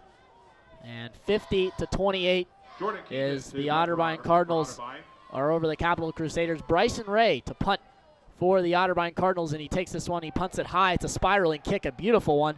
Wyrick is going to make the catch at the 12-yard line, and that's where they'll officially mark it. But now we'll see, as it looks like the starters for Capital are again going to come back out onto the field. And Otterbein, only a couple starters that we see out there at the safety spot. Ryan Moore still out there. He has an interception in this game. Ty Compton is out there as well as Will Brett. And that looks like about it for Otterbein starter-wise. I think I see Zach Hamilton at linebacker. That's Nick Toledo, and it looks like, I believe, Dakota Schwann. So now 3 receivers to the far side, 1 to the near side. Iskey drops back. He's looking to throw. He fires over the middle of the field, and he threw it to nobody. But Ryan Moore was the closest intended receiver, I guess you'd call him. Yeah. As it's incomplete with 1:04 to go. Otterbein 50, the Capital Crusaders 28. And Capital's 1 touchdown so far has come in, I guess, what you can call garbage time, as Otterbein had the 50-21 lead. As now it'll be Iskey again out of the shotgun. 3 receivers again to the far side, 1 to the near side, and Wyrick. Wyrick is the near side receiver.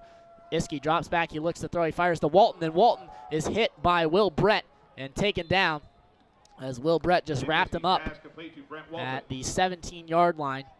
And so now it'll be 3rd down and manageable as the clock ticks under a minute now. 45 seconds to go here in the Otterbein Capital matchup. And again, as David mentioned, the seniors for Otterbein will have gone 3-1 against the Capital Crusaders.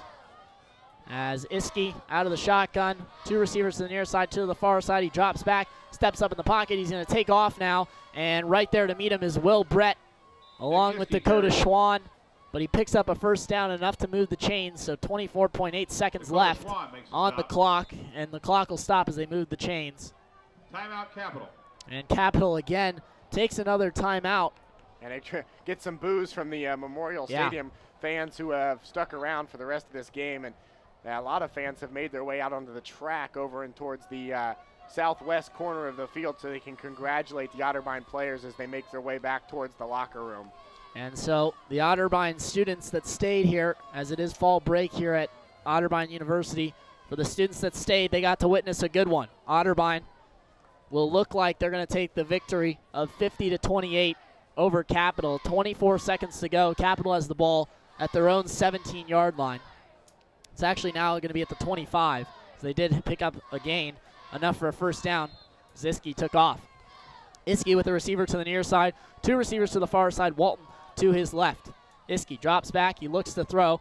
Otterbein brings some pressure, they throw, and it's incomplete, as they're going to say it was dropped. And on the coverage there was number 99, PJ Spiegel.